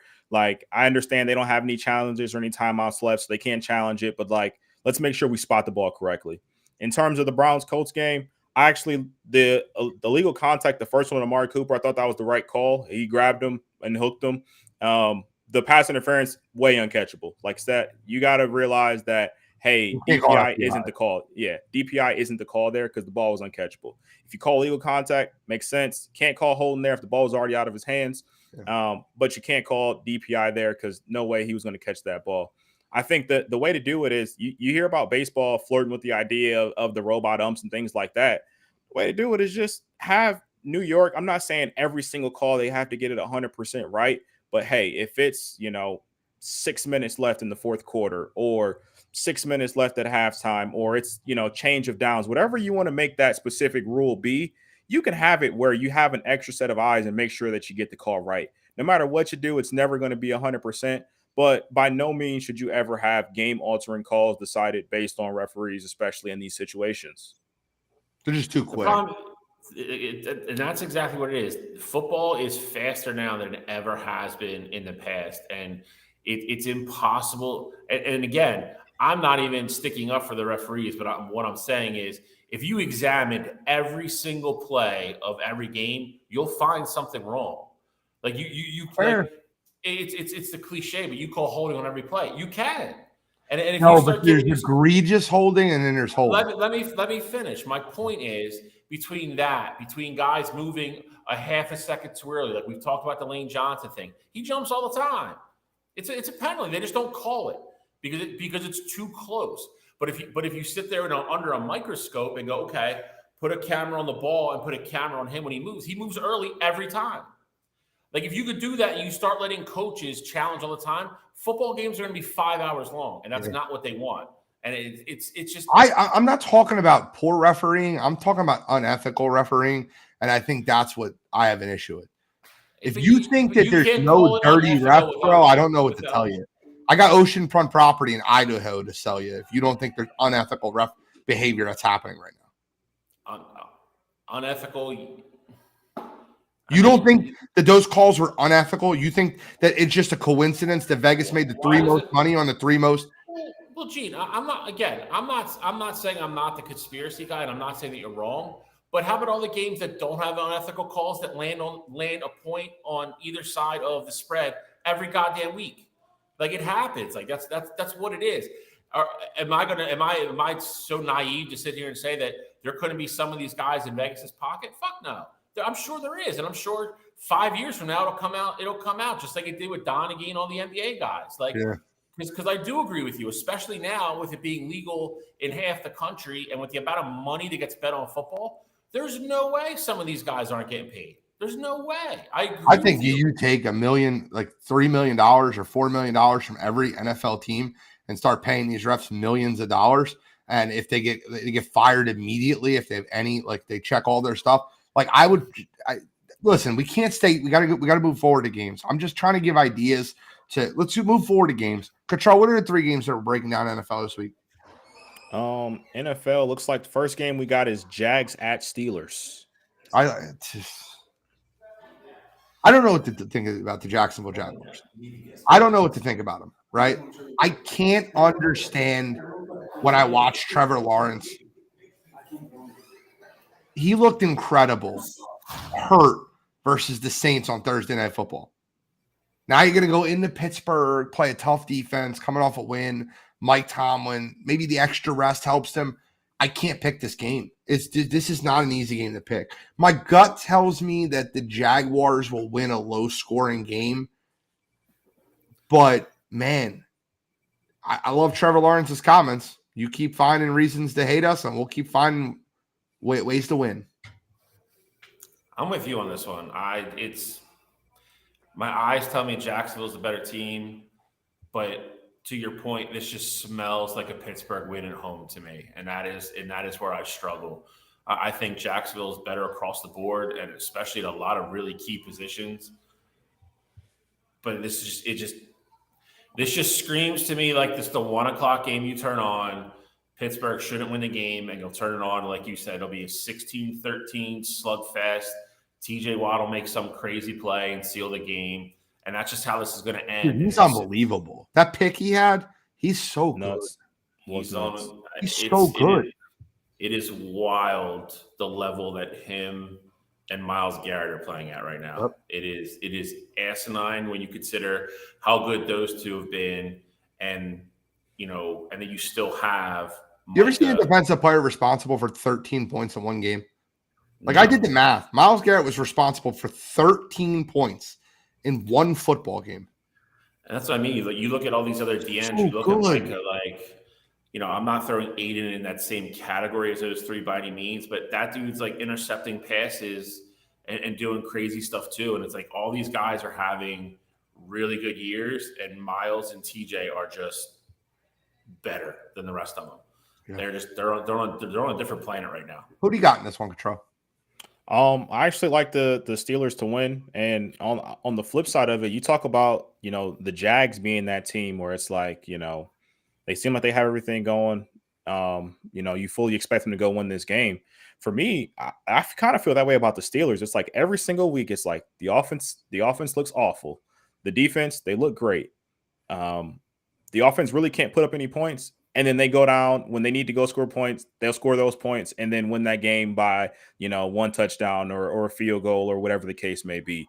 And, I think this is going to be that game. I 100% agree with you, Gene. I think this is the ugly game where I think Pittsburgh is going to hold Jacksonville's offense to under 17 points in this game. I love the. I think you're going to see those receivers struggle. I think this is going to be the Calvin Ridley game. I think Christian Kirk's going to struggle with the man coverage, getting off of it, things like that.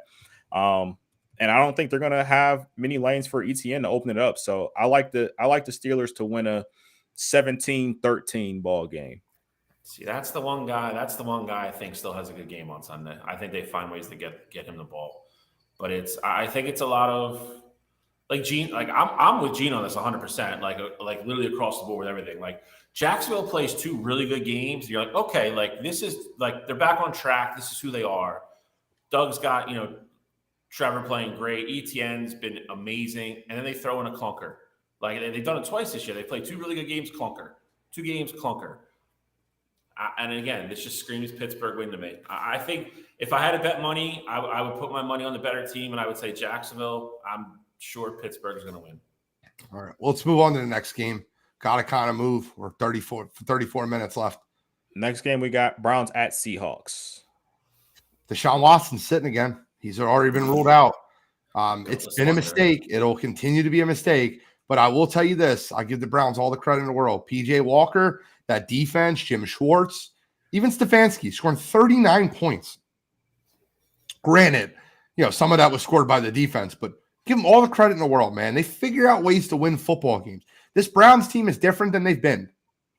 I think Jim Schwartz adds that winning culture to a Stefanski style offense. I think they mesh really well. I think the yin and the yang are there. I think that they keep this game rather close. I think Geno gets back on track.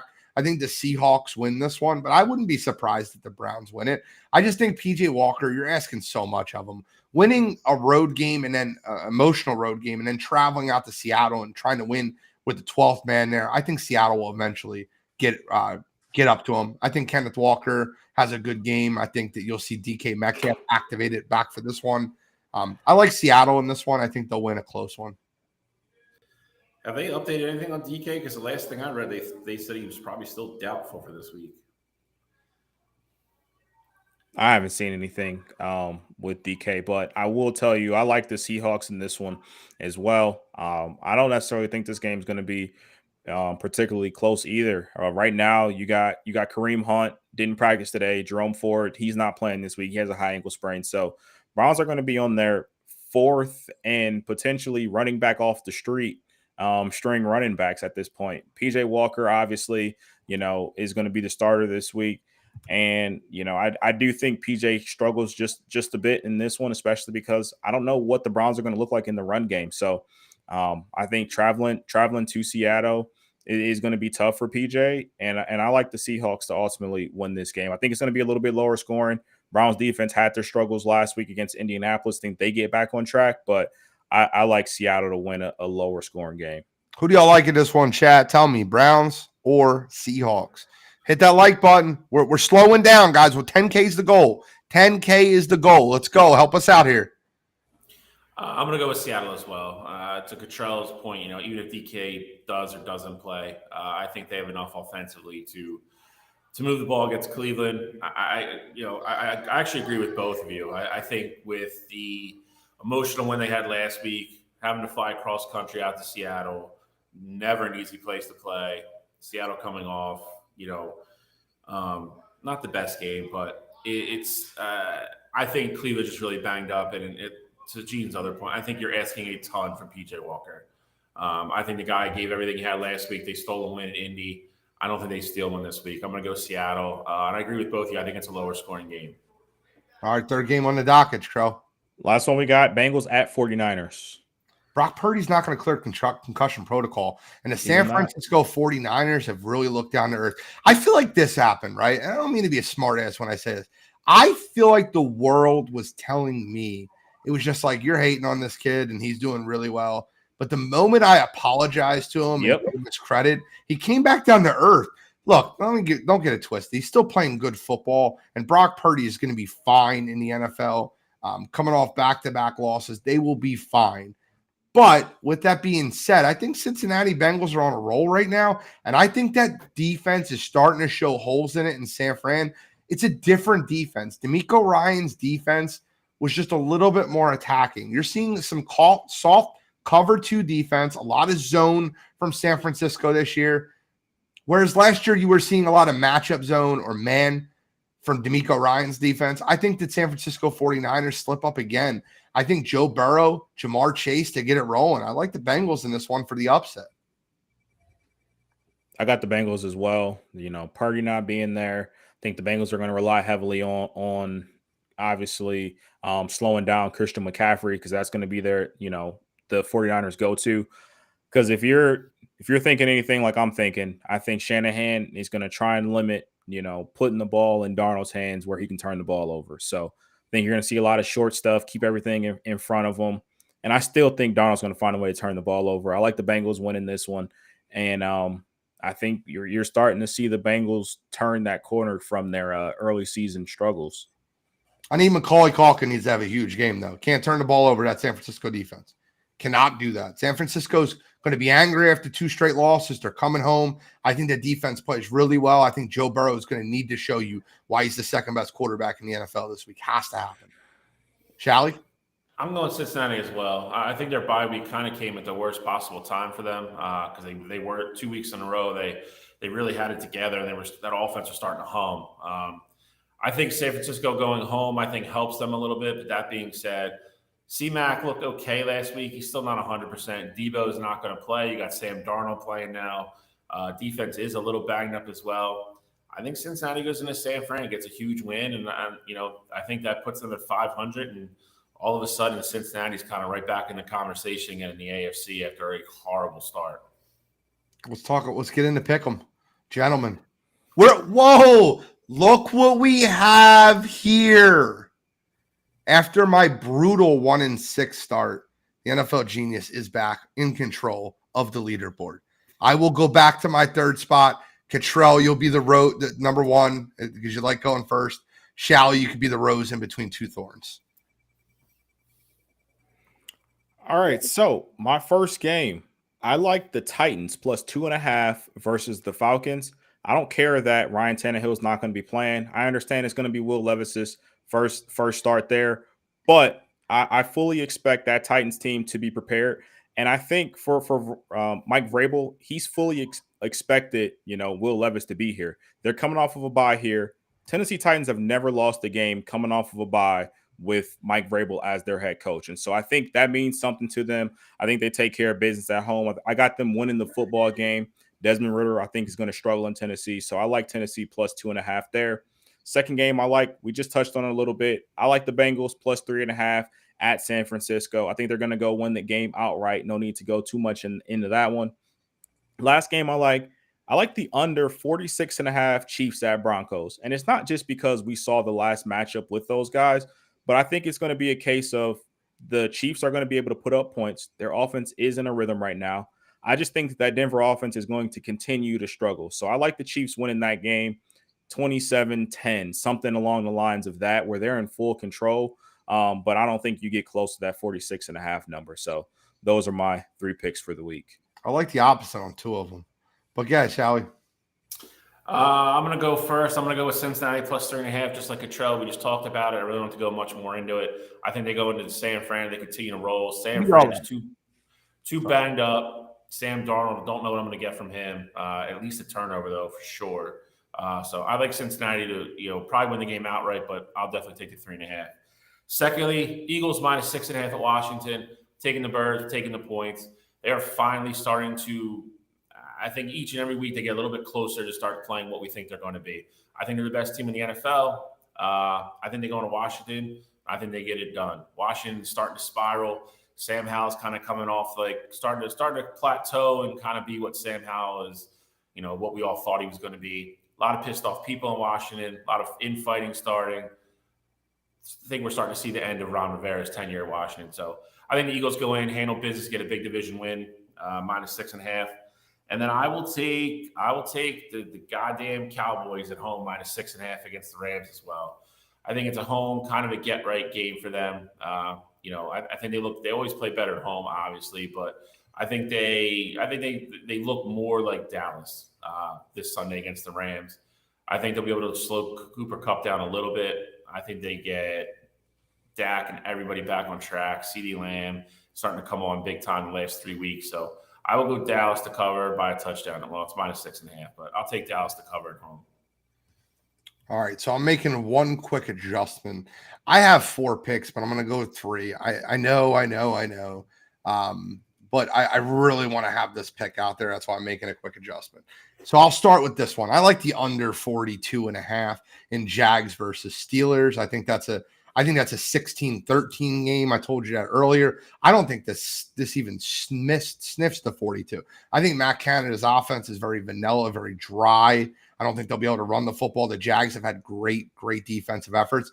And I think after 3 great games or good games or whatever by that Jacksonville offense, I think you see them slow down a little bit. I think that's Pittsburgh Steelers defense with TJ Watt and Minkah Fitzpatrick really slow down that Jags offense. I think it's a low scoring game. I'll take the under 42.5. Give me that half too. Give me Give me the Jets -3 over the New York Giants. I love this game right here. Jets coming off a bye, had the win versus Philadelphia. The confidence, all confidence in the world. It looks like the Giants are going to go back to Daniel Jones this week. It's going to start all the quarterback controversy in there in New York after Tyrod Taylor got them a win over the Commanders. I love the Jets in this one -3. I think that defense makes Daniel Jones start seeing ghosts. Give me the Jets -3. And for my last one, I got a fun one for you.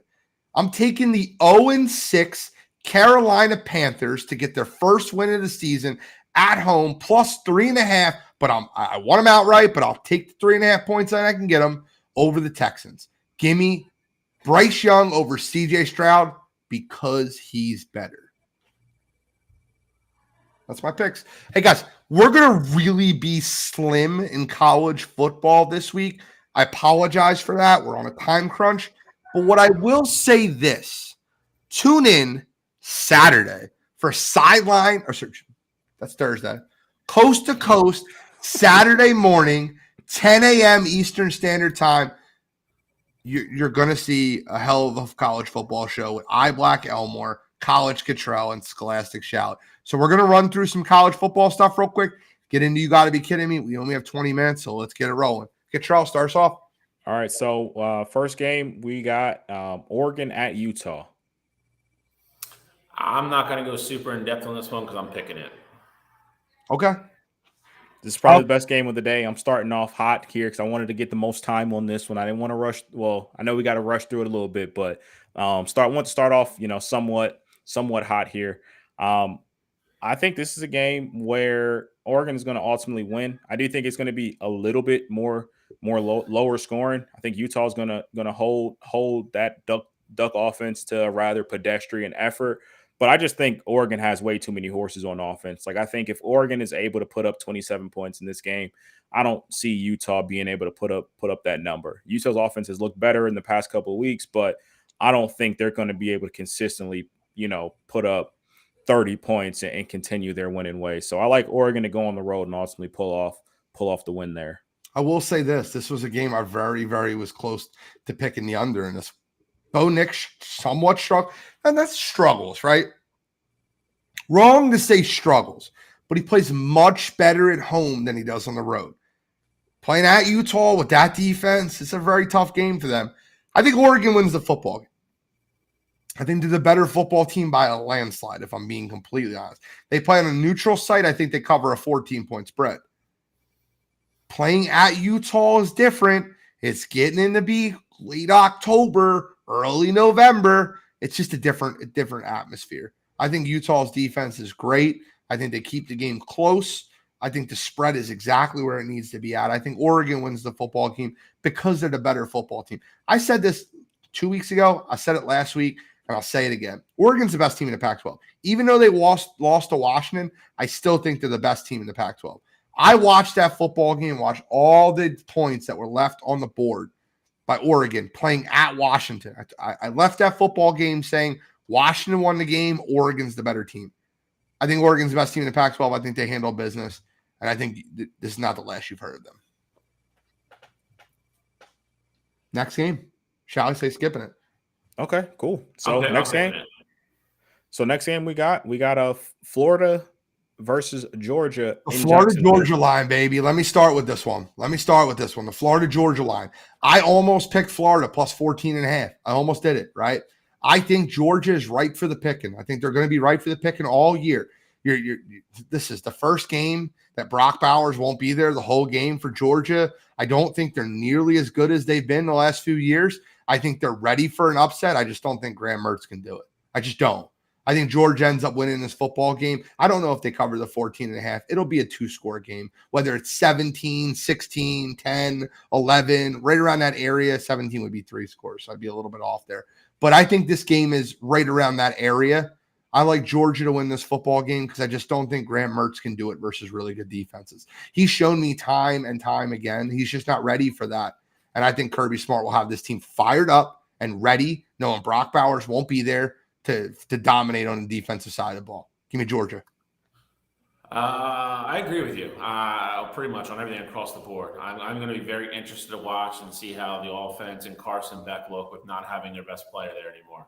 How long it takes, for them to get into a rhythm and really start to move the ball effectively against the Florida defense. That's not terrible. Not a prototypical Florida defense that we're kind of used to, which is super athletic and fast.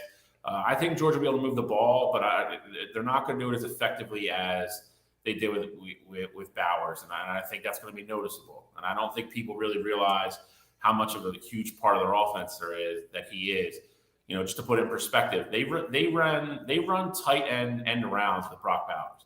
That's how much of a freak athlete he is. Nobody else in college does that to get the ball in his hands. But that being said, I think 14 and a half is too much. I think Georgia probably wins 33-23, 33-26, something like that. And again, I'm with Gene. I don't have the confidence in Graham Mertz to win a game like this.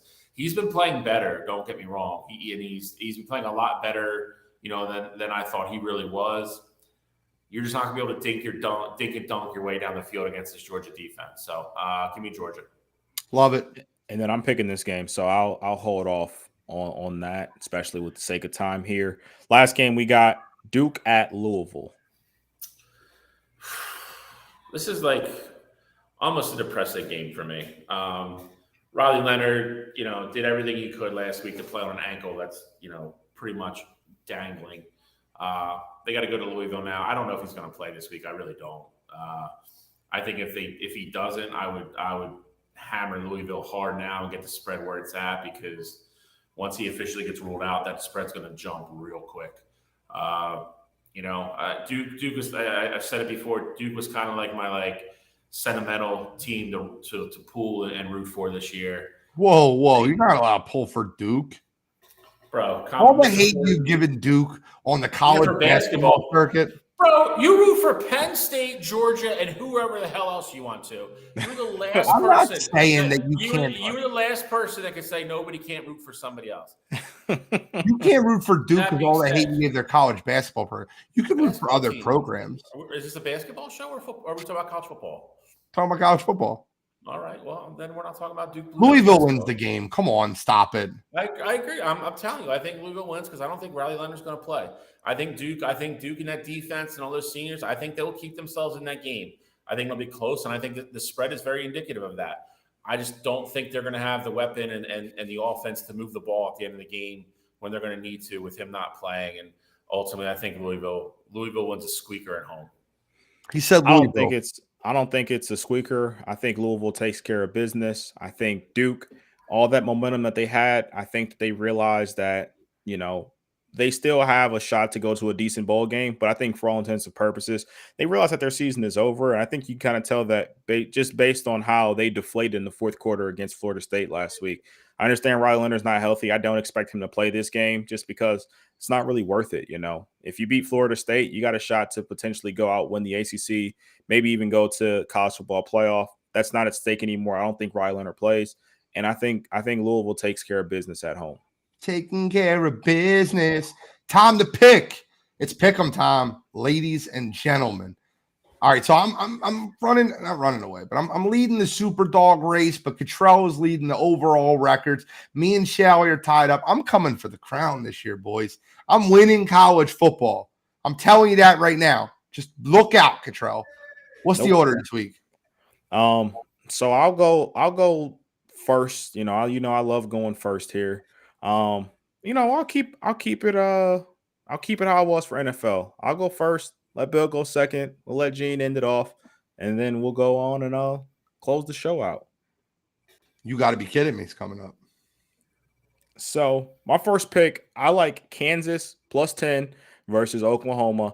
I think this is a game where Jalen Daniels is going to be up for it. I think this is one of the last true tests on that Oklahoma schedule. I think Kansas is going to try and give Oklahoma everything that they can handle.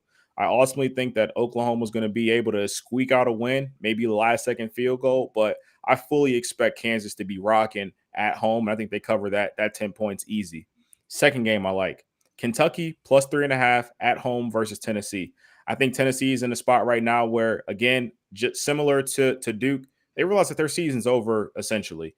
They had their second loss of the year. And I think for Kentucky, they still want to win this game because it's going to be important for them in terms of what bowl game they end up at. So I think Kentucky's going to be able to run the ball effectively on that Tennessee team. Devin Leary's not going to turn the ball over, and I think Kentucky wins that game at home.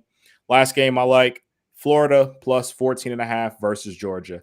I know I said it earlier this year. I'm never picking with Graham Mertz again.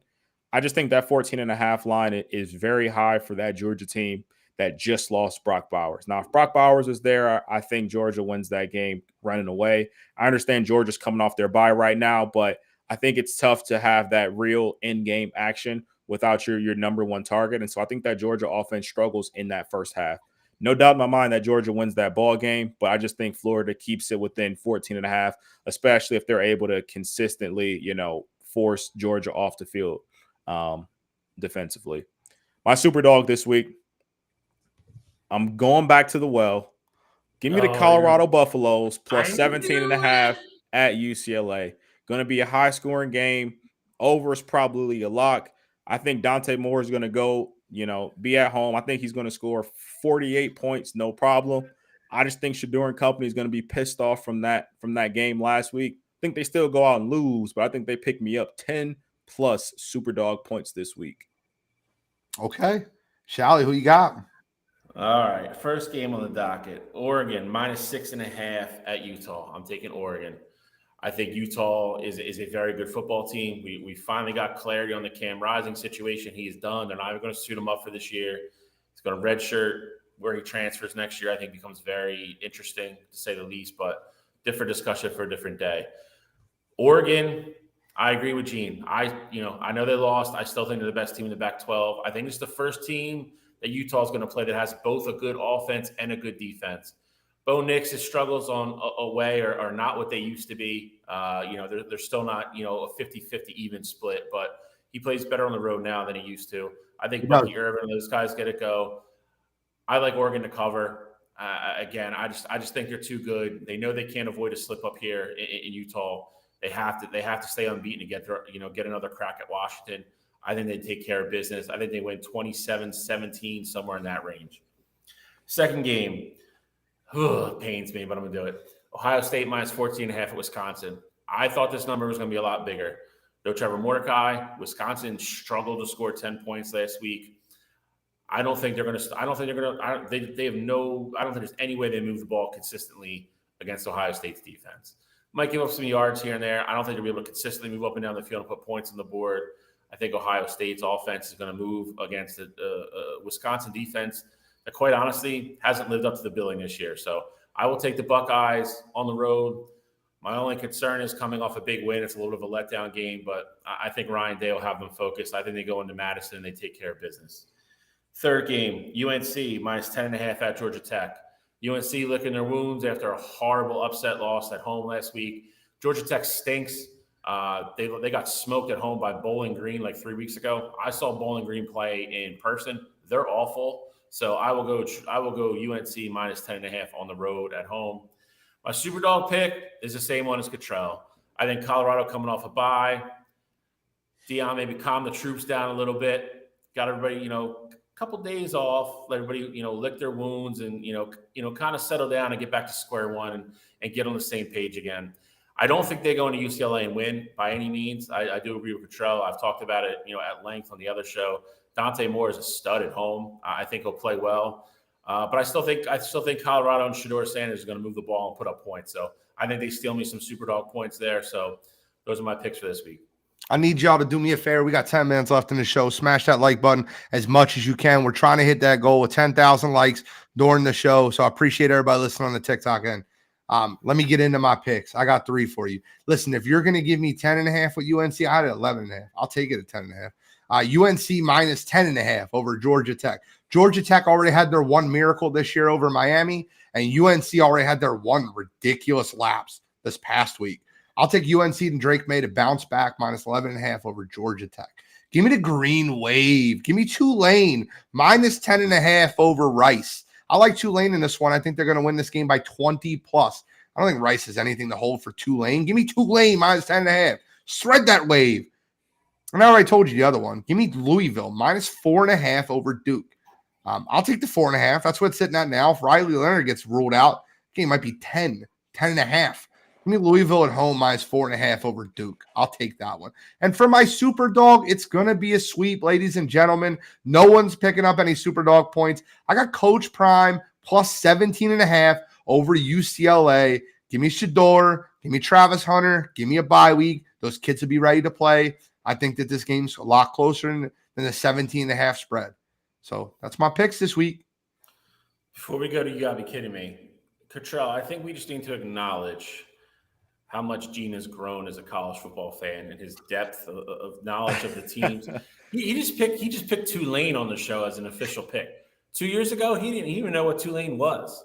And now he's picking them as one of their picks. I just think we have to acknowledge the big man for embracing college football and all its greatness and finally listening to me and you. So I'm obsessed. Bill, I'm going to tell you something. I'm obsessive, right? You guys know how obsessive I am with a lot of different things. And I don't want to take too much time here because I want to give Cottrell's 2 minutes. And then You Gotta Be Kidding Me. Or You Gotta Be Kidding Me and then Cottrell's 2 minutes. Whatever y'all want to do that. But I'm obsessive, right? So I've been watching a ton of college football. I've watched probably 400 to 500 college football games in the last 3 years because of this show. I'm really starting to get into it. I'm following the kids coming in. I'm following the kids transferring and coming out. I'm nowhere near on the level that you are or Cottrell is on college football. I'm just trying. Now, NFL, my obsession's a different animal. I go to sleep watching NFL, the All-22. It's insanity. I don't know how I do that, but I just constantly am watching football games. I can watch a whole football game in 30 minutes with NFL Plus. It's well worth every $96 I spent on it. But well, collectively, for me and Cottrell, I'll just say for both of us, you're welcome. All right, let's get into You Gotta Be Kidding Me this week. This should be fun. We got a Michigan guy. We got an Ohio State guy. Maybe they take shots. We don't know. I'll stand back. Yawn. So, I mean, how could I not go with, Connor Stallions of the Michigan Wolverines and the whole sign stealing gate? So for those of you who live under a rock, Michigan right now is under investigation because there's been a lot of reports about they've had some staffers go to different ball games and videotape opposing teams' sidelines and to try and steal their calls. Now, most recently, they came up with a report that the Michigan staffer had bought 30 tickets to, I believe it was 11 different football games to try and, scout these different teams and things like that. And while nothing is official on it, I will always stand by the quote, where there is smoke, there is fire. Now, don't get me wrong. I'm not one of those guys. I fully, believe that sign stealing happens with pretty much every team across the country. But this is just another instance where Jim Harbaugh is getting caught with his foot in his mouth. You were in the spot before. You talk about cheeseburgers and it not being as big of a deal. It's an infraction against the rules. You talk about this. Seems like you're just finding ways to go against what the rules are and finding ways to get that competitive advantage. And I get it, but Bill, I promise you, if the NCAA finds out that there was anything probative here and that they did anything fully illegal and wins started to get vacated, I promise you will never hear the end of it from me. So for me this week, Jim Harbaugh and that Michigan staff for continuously trying to find ways to cheat around the rules and getting caught again, for the second time in his tenure. On, you gotta be kidding me. Saying a lot of definitive things there based off a lot of unnamed source stuff. But I got one question for you, Cottrell. Name Brian Abansky ring a bell to you? Nope. You should, because he's the Ohio State scout that just got pulled off the road and shut down his Venmo account because he got caught sending money to somebody for Notre Dame tickets. Ooh, I don't know. Let's see what happens with that. Because like you said, everybody does it. This is going to be a plague thing. This isn't going to be, they might go after Michigan and be like, oh, that's going to be the part that, starts the downfall, but everybody's going to get included in it. So, but again, we'll talk about more of that on Saturday because we got to hurry up here. But I'll go with Chris Olave of the New Orleans Saints. Get pulled over doing 70 Wait. What was that? Where did Olave go to college? Oh, yeah, Ohio State. So we'll do that this week. So Chris Olave gets pulled over doing 70 to 35. Now, I'm not going to – here's the thing. I harp on this speeding crap all the time. So I'm not going to even give him crap for getting out of the car and saying, yo, dude, I play for the Saints. Like, good for him. Like, that's the card you play if you're a professional athlete in that town. Like, I have no problem with that whatsoever.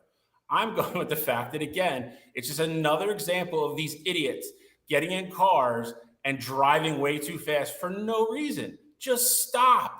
You guys make millions of dollars. Stop doing stupid shit. It's maddening to me. Like, the only bad stuff comes out of it. We saw what happened, down the whole Georgia debacle. People died. Henry Ruggs is prime example number one. Like, and I like Olave. The kid's a stud. He's got his whole career in front of him. Stop driving like an idiot. All of you. It's becoming an absolute epidemic in the NFL and the NFL. I don't know where everybody thought they became race car drivers all of a sudden. It's just dumb. So this week for me, Chris Olave. Come on, you gotta be kidding me. I'll be super quick because I want to give Cottrell his 2 minutes he asked for. I'm using the NFL officials this week. The NFL officials were absolutely brutal in all games. Pittsburgh, I documented it earlier with Kenny Pickett being short. The Colts-Browns game, I felt terrible for those Colts players with the calls that were called against them. The Browns were owed one. The Miami Dolphins players got absolutely hosed in the Philadelphia Eagles game. The NFL officiating, and I'm telling you right now, it's unethical behavior. You'll find that out later. This is definitely rigging. The 3 most expensive games that Vegas made money off of this week were the games that all were in question. So that's my you got to be kidding me this week. Come on, you gotta be kidding me. And by the way, me and Cottrell will be playing Madden in 30 minutes, 9:30 on the Wire2Wire Twitch stream. Join in to watch me handle Cottrell. What's the spread? 7.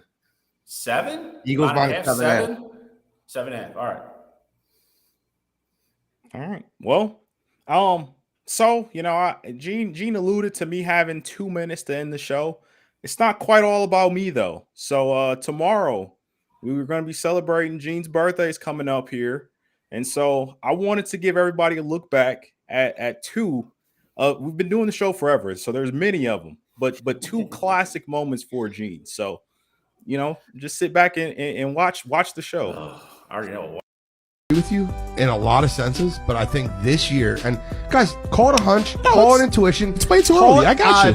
Whatever. I'm a female. I don't give a. I got all that shit where I see the future. I'm telling you, Georgia gets over the hump this year. Launching downfield, underthrown and intercepted. Keely Ringo has an escort down the sidelines. All the way to the end zone, and Georgia is going to conquer the Crimson Tide. Yep, that's me. You're probably wondering how I ended up in this situation. Wait, what? Time out. Okay, time out.